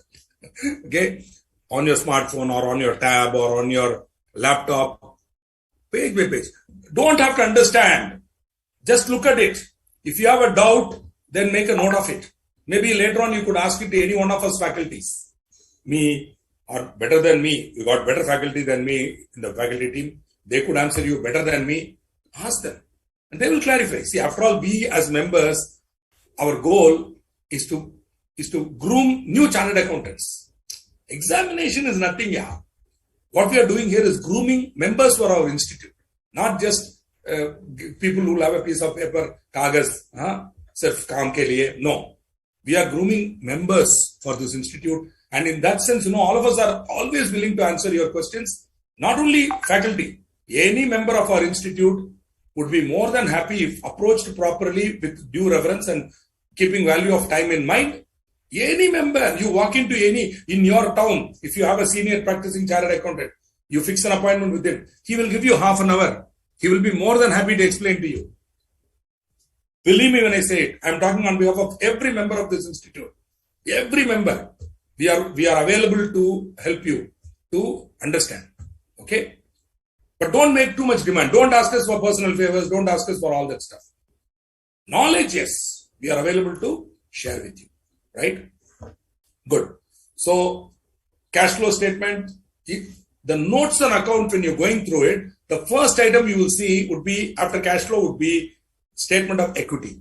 Means opening equity, then what are the changes that have happened? Go back to your share capital and debentures. You can relate it there. If you go through the statement of equity of a company, you will see bonus issue would be there, rights issue would be there. Everything will be documented.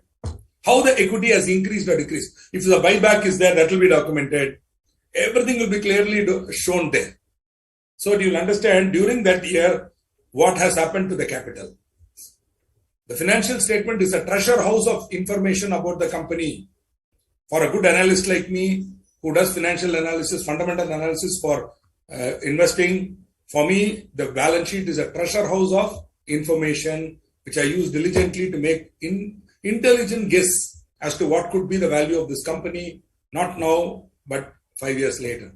And I see what the value is today, and then I say, hey, this company is undervalued, and I buy it.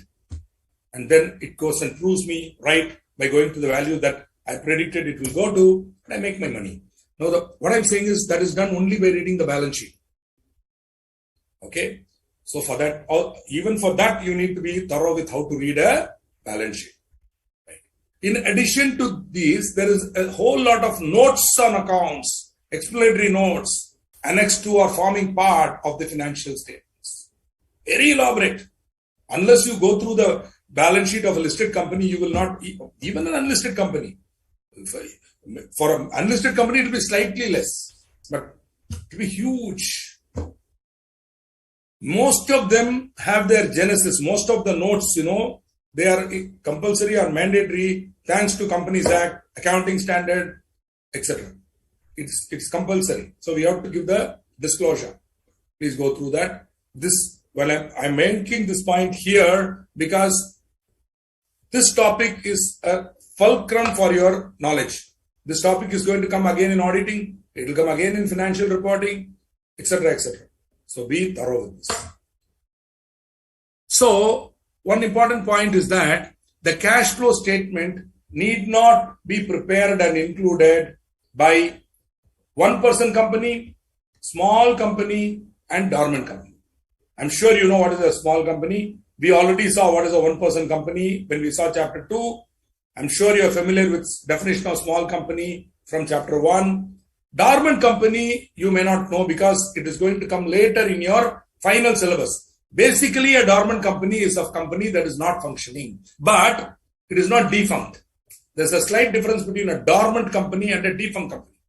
Defunct company is out, dead and gone. It has to be struck off. But dormant company is one which has decided not to have any activity for some years. So it will inform the registrar that they won't have any activity. So they are exempted from all the filings and all that. They simply have to file one simple report giving information as to they are alive. That's all. So dormant company. But later on, when they want to revive, when they want to come back, they can. Dormant means sleeping. Dormant is a French word. The English word dormant has its root in French dormir, which is to sleep. Okay. So dormant is a sleeping company. Right. So it's like sleeping beauty. It goes to sleep, suddenly it will wake up again and start functioning. Or like a vampire, it will go to sleep, suddenly it will wake up and come back again. Dormant company. Such a company need not have any cash flow statement. Right. Good. Moving on.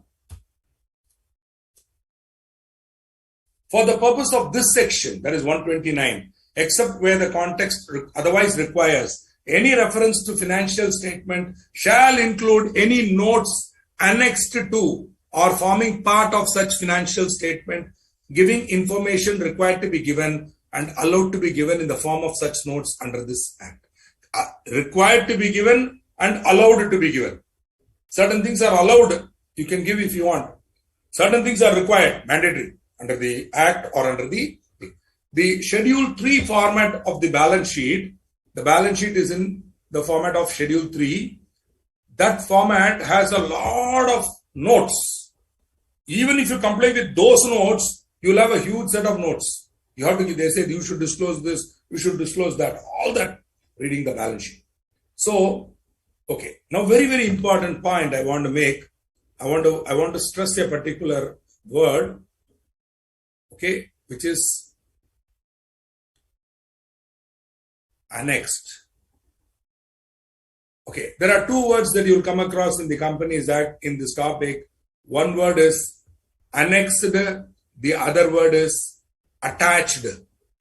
Please understand, when the word annexed is used, anything which is annexed forms part of the financial statement. It is a part and parcel of the financial statement. So, as an auditor, if I'm giving my opinion on the balance sheet, my opinion extends, or I have to take care that I have confirmed with my opinion extends to all the documents and statements which are annexed to or forming part. Whereas Board of Directors report, we'll be seeing it a little later in the next class possibly, the Directors report is attached to the financial statement. Whereas the notes on accounts, P&L, notes on account, cash flow, they are annexed to the financial statement. Are you able to see the difference? When they are annexed, they are one single whole. When they are attached, they are separate. The difference in physical terms, it's like stapling and putting a clip. Suppose you are stapling it, it becomes single document. So when you are annexing it, you are stapling it. But attaching it is when you take this document, take another document, put them together, put a clip. That is attaching. Got the difference? So director's report and auditor's report are attached. Whereas P&L account, notes on accounts, cash flow statement, equity, change of equity, etc. are annexed. Okay? Small difference.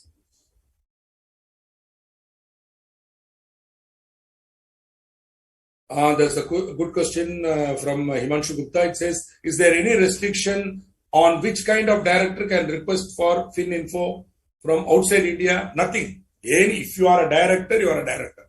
There is no restriction to answer your question to the best of my knowledge. Okay. Good. That's also a very good example, Kushbuji. It's like a dormant volcano, yes. It can erupt anytime. That's a good one. That's a good one. Thank you. I'm happy that future chartered accountant is having a good imagination and creativity. Going forward, that is going to distinguish successful from not so. People who are having imagination, creativity, innovative skills, they will win rather than people who are only mugging up, vomiting accurately. Though knowledge and memory are needed, accuracy is needed, blah, blah, blah, but that is not enough. You have to go beyond that. Private startup are also exempted from. No, sir. No, madam. As of now, startups are not exempted. No. Only one-person company, small company, and dormant company. Are you informing me or asking me? If you are informing me, then give me some support for what you say. Cash flow statement of private company is included in financial. Yeah. Yes. See, if the private company is a small company, then it need not. But if it's not a small company, then it has to have a cash flow statement. Hope I'm clarifying. Right? Private startup companies, I don't know. I don't remember having seen an exemption for private startup companies. Sorry. If they are small companies, anyway, see, if they come under the small company definition, they are straight away exempted. But otherwise, I don't think, merely because they are startup, they are exempted. I have not seen any, unless you have a notification or a circular that you got, which you can help me out with. I'm sorry, I'm unable to, I'm not able to confirm this. Maybe I'll check up and get back, but to my knowledge, no.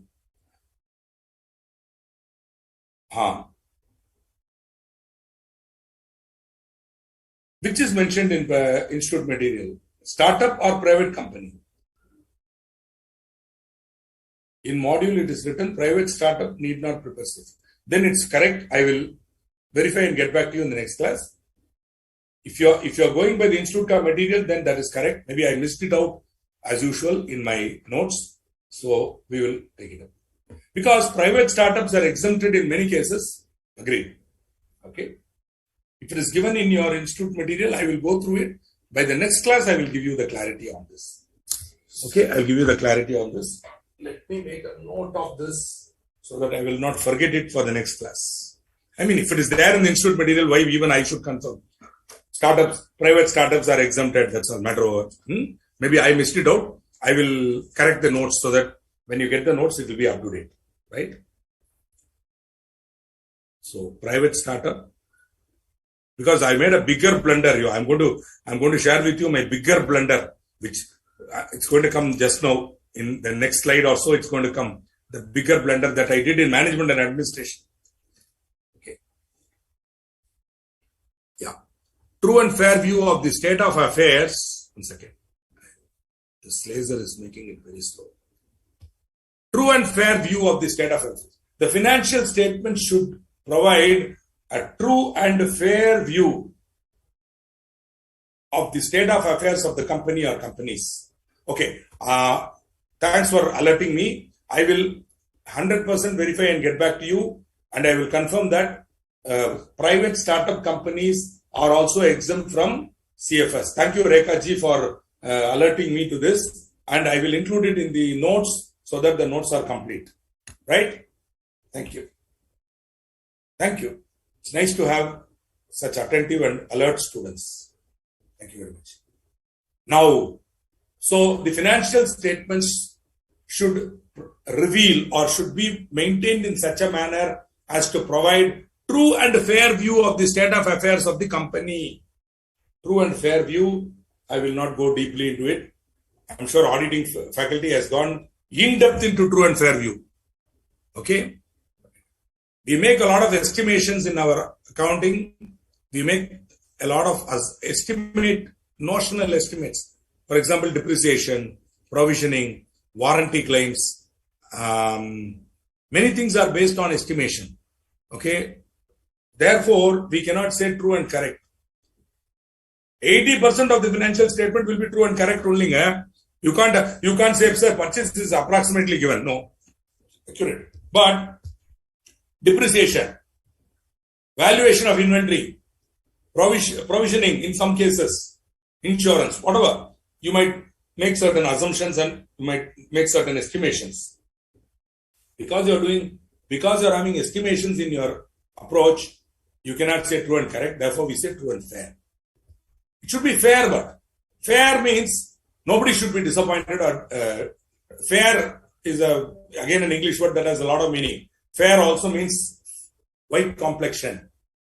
She's a fair lady, fair and lovely. That means complexion is white or light colored skin, not brown or dark. Light colored skin. Fair also means satisfactory to all concerned. Fair can also mean satisfactory to all concerned. Nobody should be cheated. Is he a fair person? Yes. Is the judge a fair person? Yes. He sees that everybody is satisfied. That is called fair. Okay. Also, there is one more meaning for fair. Okay. When you have an exhibition, a lot of people put up stalls and sell. That is called trade fair.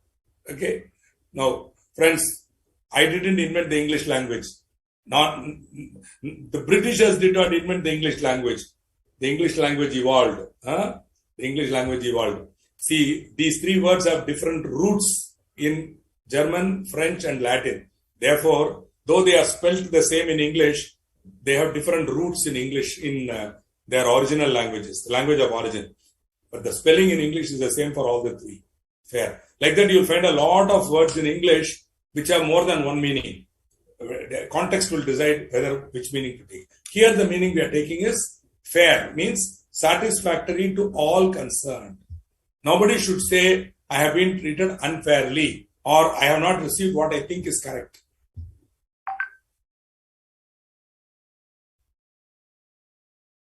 I have made a blunder. Wait, I see already Sandhya Agarwal is getting angry with me. I will tell you, madam, I'll come to that point. Don't worry. I have not uploaded in that. I've uploaded it here. I have not uploaded there. Here I will upload it currently. Yo, already Sandhya Agarwal is getting angry. Thank God. Sir, why do you say that you made a blunder? What is that blunder? Have you made it correct? In the notes uploaded on the boss app? No, sorry, madam, not. Okay, maaf kar dijiye. Okay, have patience with this old man. Just wait. Okay. No problem. I made a mistake. Everybody can make a mistake. Nothing wrong in making mistakes. Okay.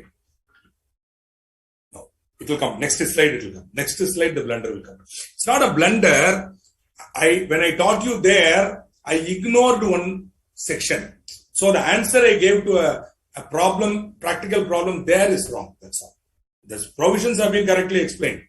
But while explaining the practical solution to the practical problem, I forgot about the definition of financial year. That's what.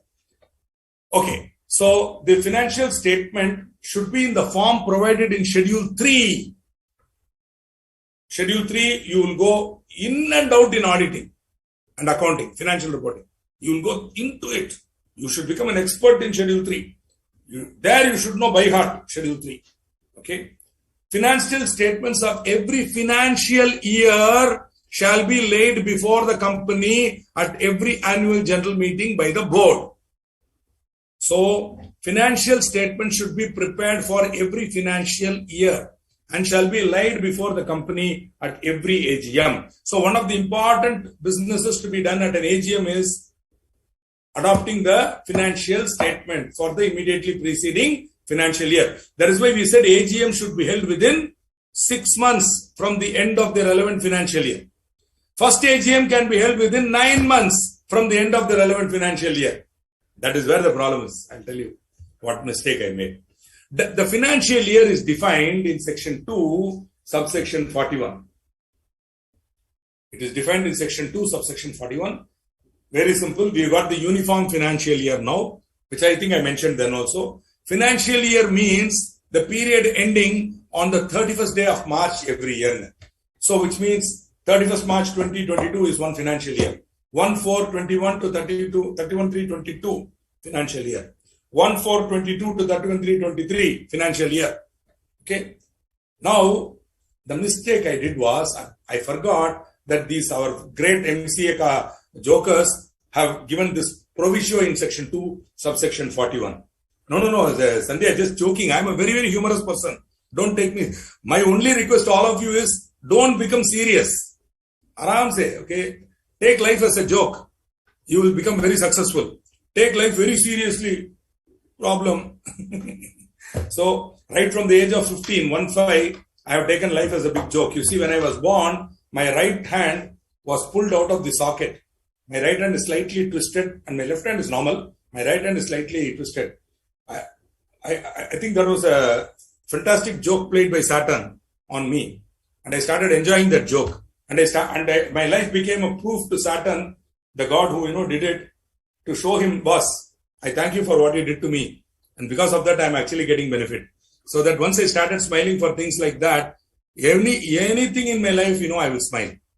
In fact, I'm following the advice of the great Thiruvalluvar when he said, Idukkan varungal nagaga. Whenever you are in trouble, smile. I'll tell you why. As a psychologist, when you smile, chemicals are generated in your body which are different from when you are tense. Then different chemicals are introduced. So, in the exam hall, okay, if you got a question that you don't understand, what you should do? Kya karna? Smile. Smile. Okay, what did our great friend, what is that guy's name? 3 Idiots. What did he say? Amir Khan. What did he say? All is well. All is well. Huh? All is well. Smile. Then everything will become all right. Okay, this is my philosophy. When I saw 3 Idiots, I was very surprised. I said, hey, this guy is doing the same thing that I used to do. When things go wrong, smile.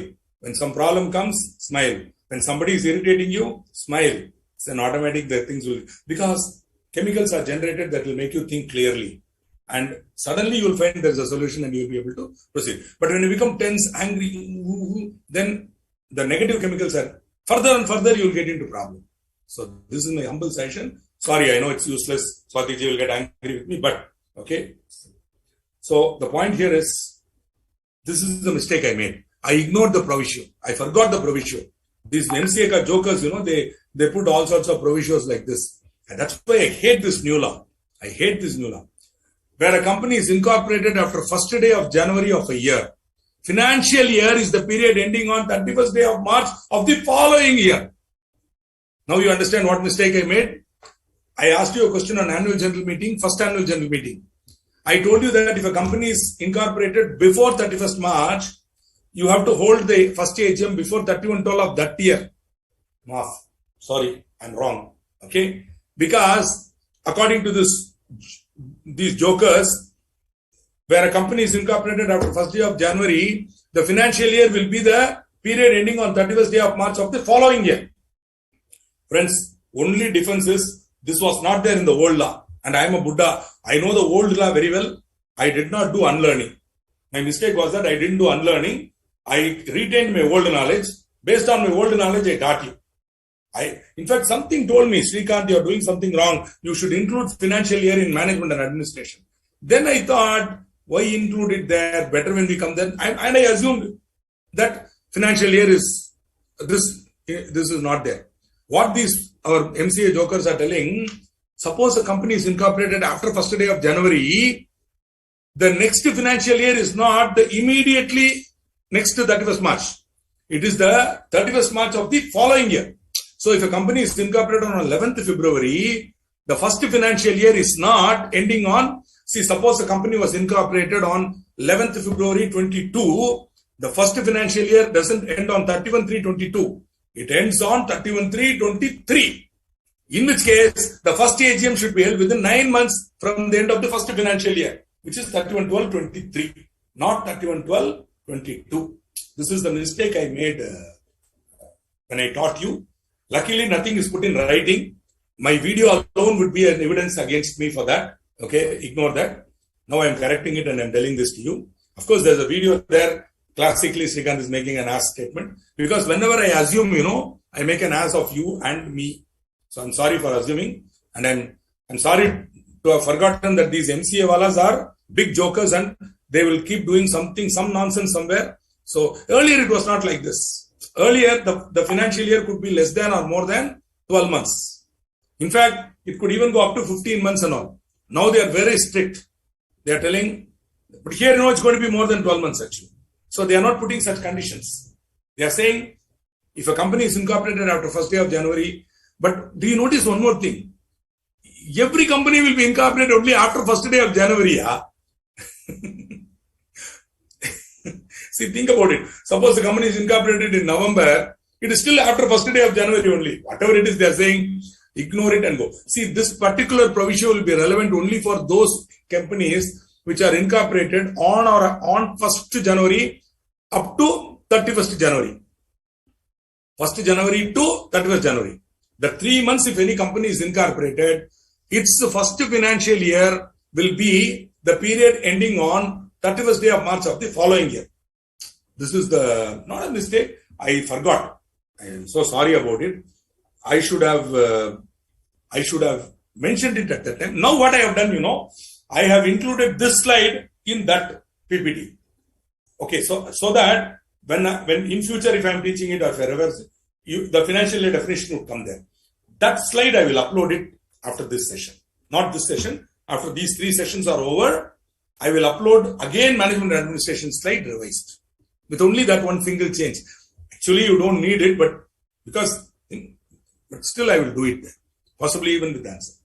Now, so which means this problem, we saw it there, we'll have a different answer now. Abhirichi was incorporated on 11th December. When should the company hold its AGM? No problem. The company may hold its first AGM by 31st December 22. Because it was incorporated on 11th December 21. The first financial year will end on the 31st day of March of the following year. Okay, which is 22. No problem. 31st March 22. You can hold the first AGM within 9 months. 31st December 22. Would your answer be the same if you are informed that the company was incorporated on 11th February? Yes. It will be the same. Why? Because even if it is incorporated on 11th February 21, the first financial year will end on the 31st March of the following year, which is 31st March 22. Therefore, the answer will be the same. The first AGM can be held by 31st December 22. Okay? My answer will be the same. Whereas there I wrongly told you that it will be different and that the first financial year will end on 31/3/21. Therefore, 31st December 21 is the deadline. That was the mistake I made. I stand corrected. I rather sit corrected here, and I hope you will make up this and not hold it against me for this thing. Okay, so fantastic. That's about it. I will include it there also. In fact, as a bonus, I will include this as a question in my assignment, and I will give the answer also, so that nobody will have any doubt anymore. So this is very important. In fact, Institute can, I don't know if they've asked a question on this already, but they can ask you here. It's a very, very twisted question, because the students should know 2 subsection 41 financial year and AGM. Okay, only then they can answer this question. First AGM provision they should know, and financial year also they should know. So I wish I had included this definition there and taught you correctly at that time itself. Anyway, the highly intelligent and very, very participative students like you, I hope I can be safe and you will not hold it against this Buddha for forgetting. Not forgetting. Hey, I tell you, this law has been made a mess by the MCA. It was a wonderful law. The 56th law and all, it was a pleasure to teach that law. It was a pleasure. The language was so beautiful. And the provisions were so logical. Yeah, there were certain small issues which could have been easily corrected by an amendment. That old law, and all it needed was resizing. Some sections needed to be removed, and then it needed to be renumbered. That's all. If only they had quietly done that, and some of the changes they have brought now are good. They could have introduced that easily. With that, the law would be perfect. But these fellows decided to create a new law. Like Trishangu, they created a new Swarga, and they made a mess of it. I'm so sorry. This comment is being given not by, casually. I've been teaching company law since 1992. I've been teaching company law for both CA, ACS and SW institutes since 1992. And that such a person is comparing between the 2 laws and telling 56 was a golden law. Comparatively, this is not an elegant law. Of course, they've plugged a lot of loopholes. They've definitely made it better, no doubt about it. But the language is so bad. The grammar is absolutely ungrammatical. So many grammatical errors, typographical errors. I wish they would correct all that. Okay, it's my humble request. This is a public forum, and I'm making it as a citizen of this country. And I can give you ajar examples where there are grammatical errors and typographical errors. Yeah, I will repeat it once again with the example only. That is easier. First of all, understand financial year is the period ending on 31st day of March every year. So, financial year means 12 months, beginning on 1st April, ending on 31st March.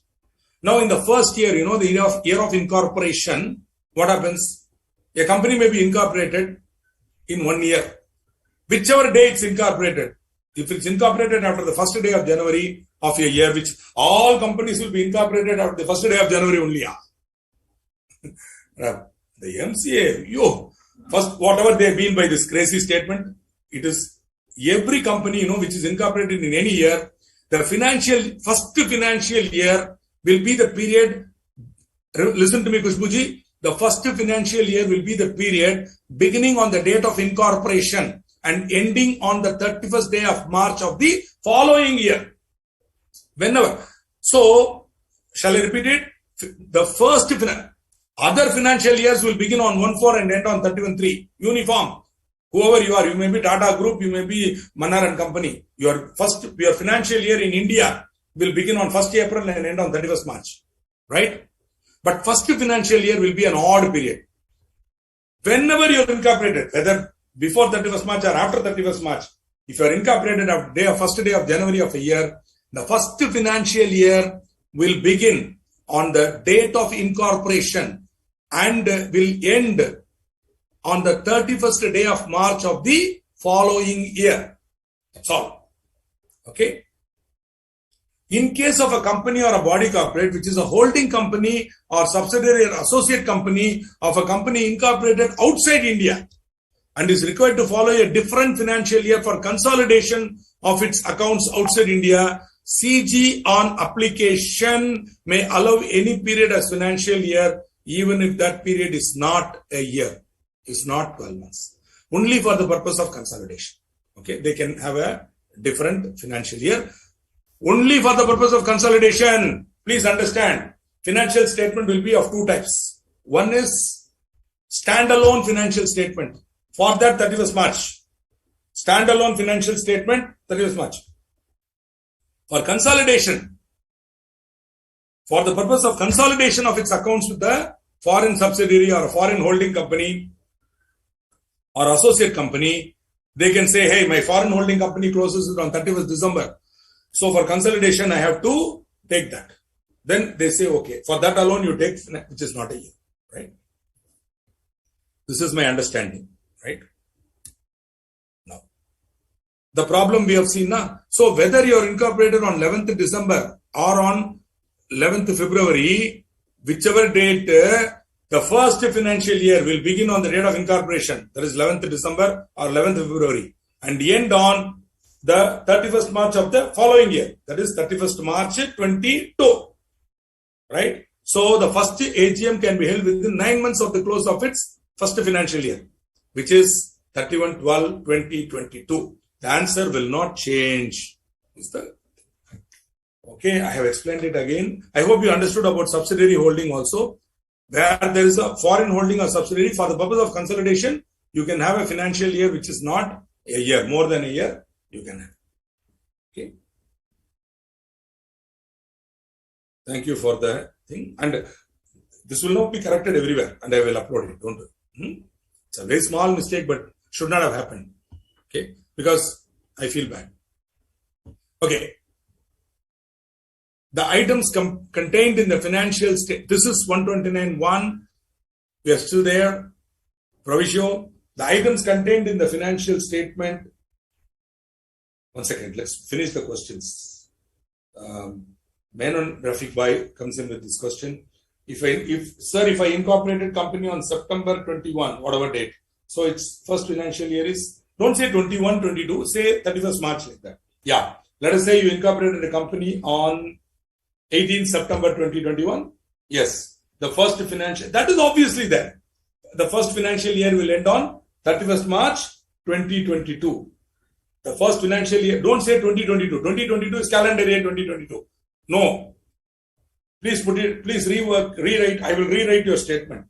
Sir, if I incorporated a company during September 2021, its first financial year will end on 31st March 2022. Sir, if that is your question, I will say yes. Whenever you incorporate the company, the year will, first financial year will end on the 31st of March of the following year. That is what this proviso says. Okay. So unfortunately, a proviso to section 2, subsection 41 of the definitional section. Surprising that none of you corrected me. I was expecting I was thinking, how come such intelligent students, when we made such a big blunder, how they did not? See, today you are all pointing out that I startup company, private company. That means one thing is clear. You are reading the institute material like a textbook. And your approach is similar to your college or schooling. No, sir. For CA, don't do that, sir. CA, you will get caught, sir.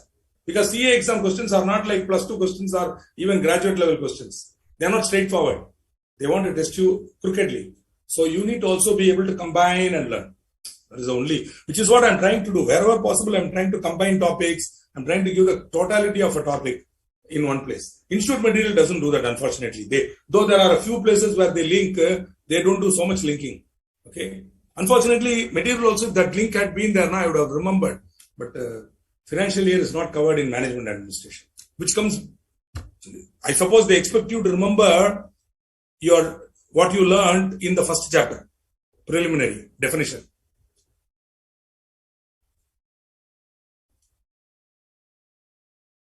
I also started using OKK. Now I have changed. I'm slowly learning language. Earlier I was a little upset about OKK. Now I start using OKK. I also use OKK.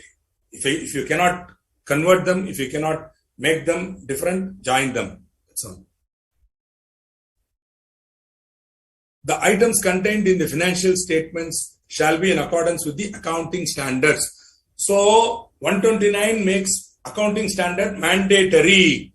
Now, this is not something new. Earlier, in the old 56 law itself, accounting standards were made mandatory. Remember 211 of the old law. Doesn't matter. The minute accounting standards were made mandatory, company managements got into trouble because earlier boards of directors would casually ignore the accounting standards. And the CFO himself, a member of the institute, would come casually grinning and saying, Mr. Srikant, accounting standards are binding only on the institute, my practicing chartered accountant, auditor, sir. It is not binding on me. Like that, they will say. I have to keep my mouth shut because it wasn't binding on him. Because the accounting standards were proposed by the institute and they were binding me as a member. I had to abide by them. But they were not binding on the company in those days. And they used to do all sorts of nonsense in the accounts. But I had a power. If it is not complying with the accounting standards of ICAI, I couldn't even qualify it at that time. Because where is the mandatory nature there? But what I used to do was, I used to insist on a disclosure and say that, hey, this is what the accounting standard says, this is what we have done. So that at least the user of the financial statement will know that it is not in accordance with the accounting standard. But subsequently, when the ministry came, they woke up and they said, hey, accounting standards are very important. So let's make it mandatory. Now it is binding on the company also. It is the duty of the board of directors to ensure that the financial statements are in accordance with the accounting standards. Later on, I only come and verify that it is in accordance. It is not my job to convince them to maintain it in accordance with the accounting standards. They should jolly well maintain it in accordance with the accounting standards. Of course, now the accounting standards are no longer our job. It is the Ministry of Corporate Affairs and National Financial Reporting Authority, etc., etc. They will only, prescribe the accounting standards, blah, blah. Whatever it is, those accounting standards are now binding on the company as much as it is binding on the practicing auditor who is signing the balance sheet. It is binding on the CFO. In case you become the CFO of a company, remember, the accounting standards will bind you, right? In case of a government company, accounting standard 17, that is segment reporting. I'm sure you've studied it as part of your accounting standard knowledge. Segment reporting shall not apply to companies engaged in defense production. That's all. Obviously, because we don't want to know how many tanks are made, how many missiles have been made and all. Nah? We don't want such information to be shared with our foreign enemies. Therefore, this need not be given. See, segment reporting is where it's a reporting standard. Okay, it's not a mandate, it's not, shall we say, a computational standard. It is a reporting standard. You have to disclose certain information about when you are having more than one activity.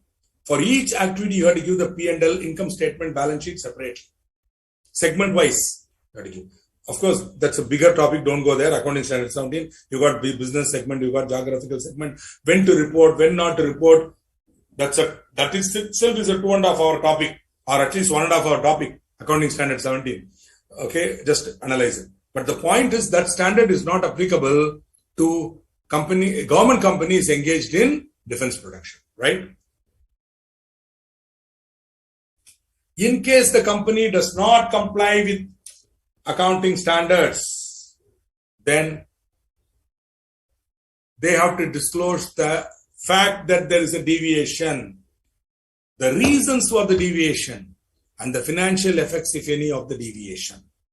Friends, it's quite possible. See, accounting standards are also written in English language by individuals who may not be competent in the language, though the Institute of Chartered Accountants takes a lot of effort in ensuring that the language is clear and unambiguous.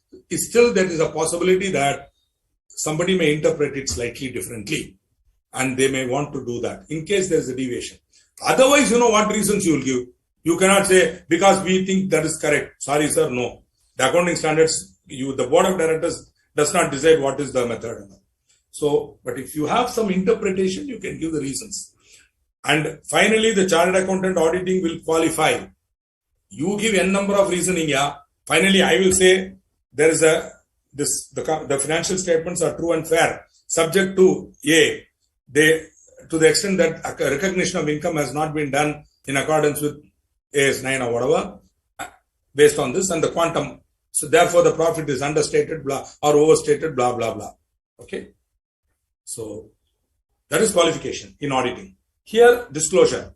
You should tell what is the deviation, the reasons for the deviation, and the financial effects, if any, of such deviation. But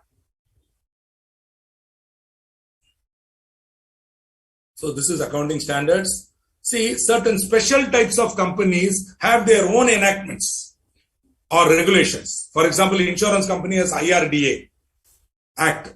There is a separate set of separate circular rules on how the balance sheet and P&L of a insurance company should be prepared. Similarly, Banking Regulation Act has certain special provisions. See, banking companies will have to adopt Schedule 3 format only, but the Banking Regulation Act exempts them from providing certain disclosures. Those disclosures need not be given. Okay. Similarly, IRDA Act gives certain matters to be disclosed. More than not to be disclosed, for an insurance company, there are many things that have to be disclosed under the regulations. That has to be given. So wherever there's a separate enactment, these companies can have to give that, or they need not comply with this. Okay. But then Schedule 3 format is the same, but beyond that, notes and accounts and all, it will be described there. Similarly, an electricity company will be governed by a company engaged in generation or supply of electricity will be governed by Electricity Act. There, in addition, they have to give other information. See, Schedule 3 format will be the same, but the disclosures that you give will be different. Where a company is governed by any other law, then if that law does not require you to disclose, you need not. As of now, I don't see anything there, but would come. Fantastic.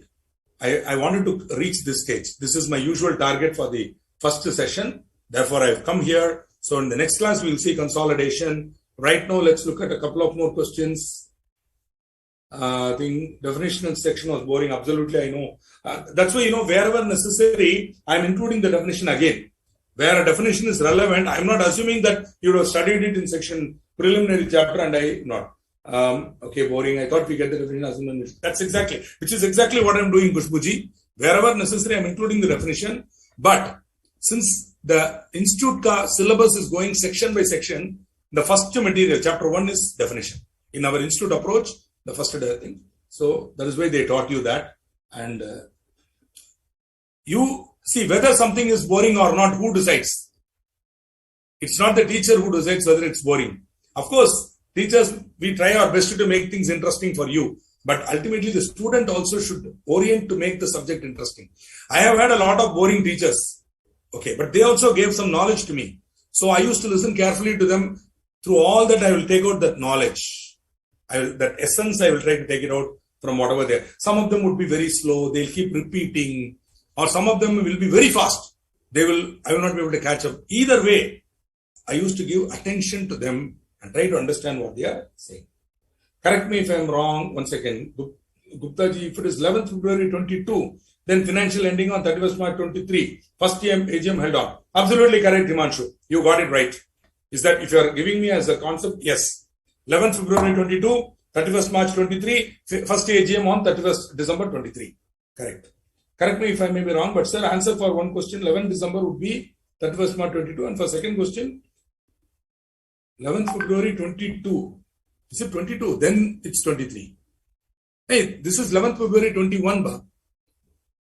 Which one are you talking about? If it is 11th February 22, then it is 31st March 23, Jamil. Boss, don't split hairs. Have you understood the concept? Concept clear, Anna? That's all. Absolutely. If it is 11th February 22, then the first financial year end on 31st March 23. Right? You can see that now Himanshu has given that in the very pad. Right? So I think you are all clear. I really appreciate the time you have spent in listening to me today and look forward to interacting with you again on Tuesday, the 5th of July 2022. Till then, stay safe.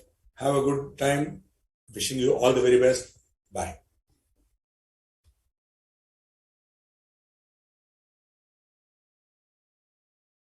Sir, class over, sir.